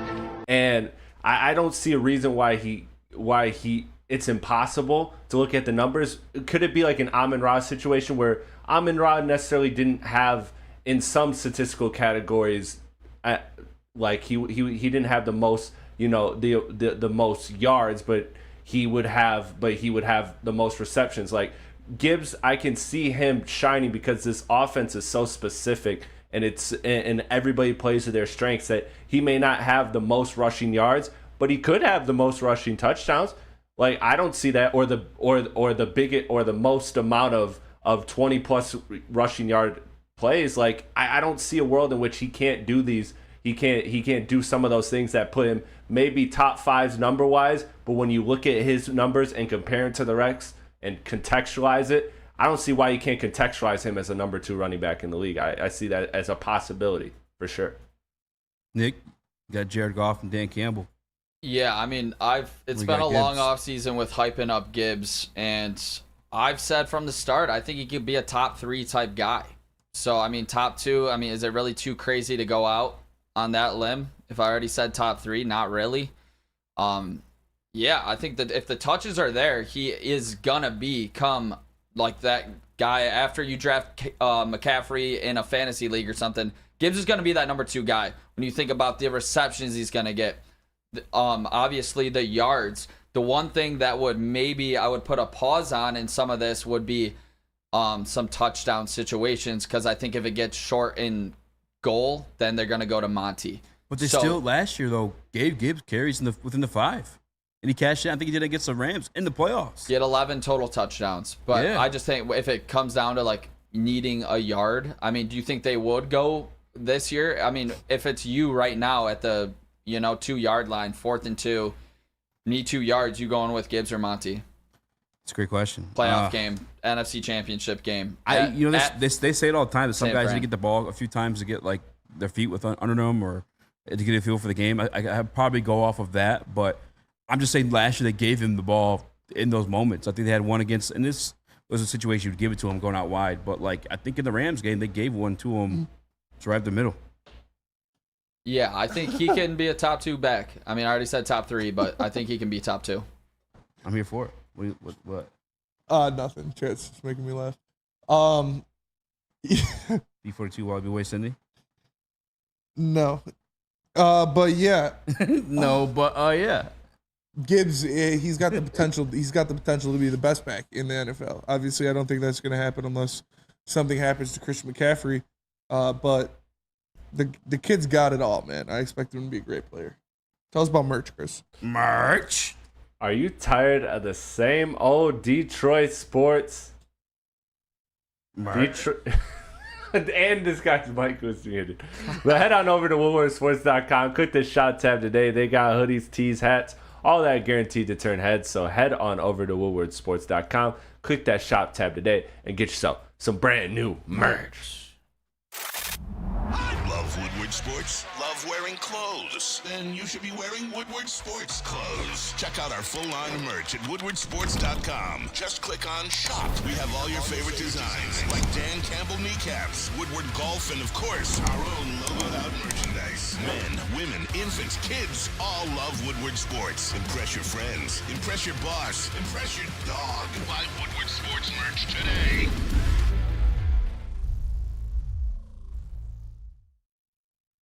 Walk into any Lady Jane's Haircuts for Men for an award-winning haircut experience from one of our talented stylists. Enjoy a precision haircut, hot lather neck shave, scalp and neck massage, and a hot towel treatment to top it off. Enter for your chance to win the $50,000 Perfect Bracket Challenge. With more than 25 Metro Detroit locations, there's always a Lady Jane's near you. Lady Jane's Haircuts for Men open 7 days a week. Walk in anytime. Lady Jane's, it's wicked awesome. Congratulations to the real Coach of the Year, Motor City Dan Campbell. Just put your head down and go to work. It's about to be fun, man. It's about to be fun. Woodward Sports. Attention sports fans, don't miss out on expert sports injury insight with Dr. Jeff Pierce of Michigan Sports and Spine. You can join him every Tuesday during Big D Energy and Thursdays during Ermanni and Edwards, where he offers top-notch injury advice. Trust the guy that D-Mac trusts. Dr. Pierce is here to keep you in the game and performing at your best. For more information, visit MichiganSportsandSpine.com or call 248-426-9944. What up? Welcome back to the Woodward Heavyweights mailbag segment. Send in your questions. We will answer them. I have a question for you, Sping. Okay. Who Are is you Kyron single? Williams? Who is Kyron I'm Williams? just kidding. Where would you rank Kyron Williams? I think we did a running back. We one did recently. we did it already. Yeah, what did you have him? I think I had him at like 7. Yeah, I was going to say 7 or 8. Something like that.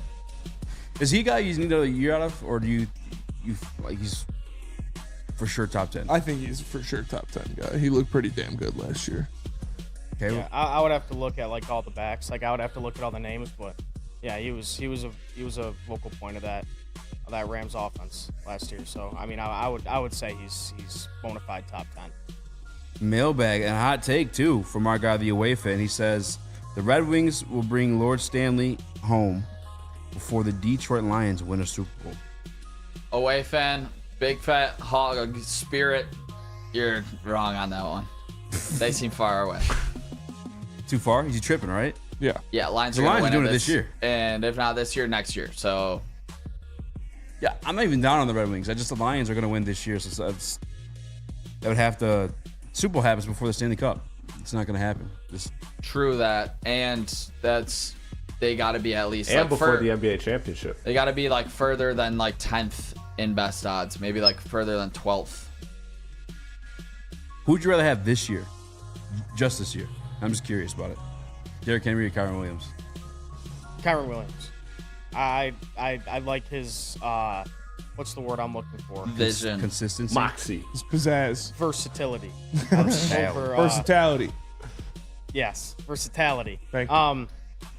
Yeah, I mean, I think that. How old's Derrick Henry? He's 29, 30. It's gonna happen soon. The regression is gonna happen soon, and especially at that position. Yeah, and I don't know what Kyron did for that Rams offense last year. I'd take Kyron. I would take Derrick Henry behind this offensive line. I would take Derrick Henry too. I think he could put up 1,700 rushing yards easily. Just rush for 100 a game. Give the ball to King Henry.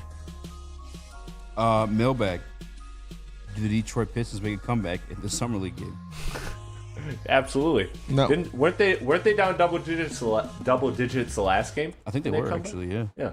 Oh, I just watched an ugly shot from Ron Holland. Yeah. Was it the one where he forced it in the corner? No, I'm behind. I rewinded to the beginning. He got blocked in the first possession, but it was help defense. It wasn't Montas. I feel like he's been getting blocked more than This situation too actually wasn't Montas either. Montas got up though. Montas is scared of him. He's avoiding him. Montas is a Hall of Famer, Confirmed. is what I'm hearing on Twitter. Is it? Wow. I'm not gonna look at Twitter until I'm caught up. I'm gonna fast forward through the commercial breaks. Make it to halftime. And you guys give two shits about the All-Star game tonight? No. No. Boo. I don't. Yeah, I don't really Do you- care if- after if- all the Scooble snub. Yeah, is the Scuba stuff because he pitched 3 days ago? 4 days ago? There's No, they reason came why. out and said that it was because it's Corbin Burns' fourth All-Star game, or fourth or fifth, and he's never been a starter. Who gives a fuck? Because Right. he's not good enough to be a starter. That's the he's dumbest reason I've ever heard. He's a very, very good pitcher, but Tariq Skubal the best pitcher in the AL this year, without question. So he should be the starter. Yeah, that's awful reasoning. Because he never. What type of fucking participation trophy era are we Exactly. really in where that's happening? Like at a professional level for that to be happening? Crazy. I could see if it was like his last year. How old is he? 31. Corbin Burns 30. How far is he away from retirement in baseball years? 8 years, 7 years. What type of participation trophy bullshit is that? If it was like his last year, sure. The way Miggy got the All-Star like bid, because final year in respect to it, yeah, make him the starter in that situation. No, not just because it's his fourth fucking time. He hasn't been good enough to be a starter. That's why he's not a fucking starter. Yeah, I'm pissed off because I wanted just to watch the first inning Skubal pitch. Now I have no idea when he's going to. So Bullshit. Well, we're gonna go early. You guys should be watching this game. Derrick Henry is definitely still a top 3 back until he's not. He's definitely gonna be on a really good team this year for that run scheme. So I can't really deny that. He's gonna have the numbers. I personally don't have him top 3. I think it's in top 5 though. I'm just at some point those wheels gotta fall off. That shit's crazy. Yeah, I mean, you say that, and I said it too because I think it's gonna happen, but I don't know. He's just a different breed. That guy's a robot. Chris, who's the center for Chicago? I don't know, but as soon as we get off the airways, I'm gonna find out. He's the one tearing us up. Yeah, I'm gonna learn today. But that'll do it for us today. Appreciate y'all tapping in. Smash the like button for Easy, for Nick, for Caleb, for Chris. I'm Spencer. We're the heavyweights. We'll see you guys tomorrow. Peace. Ooh.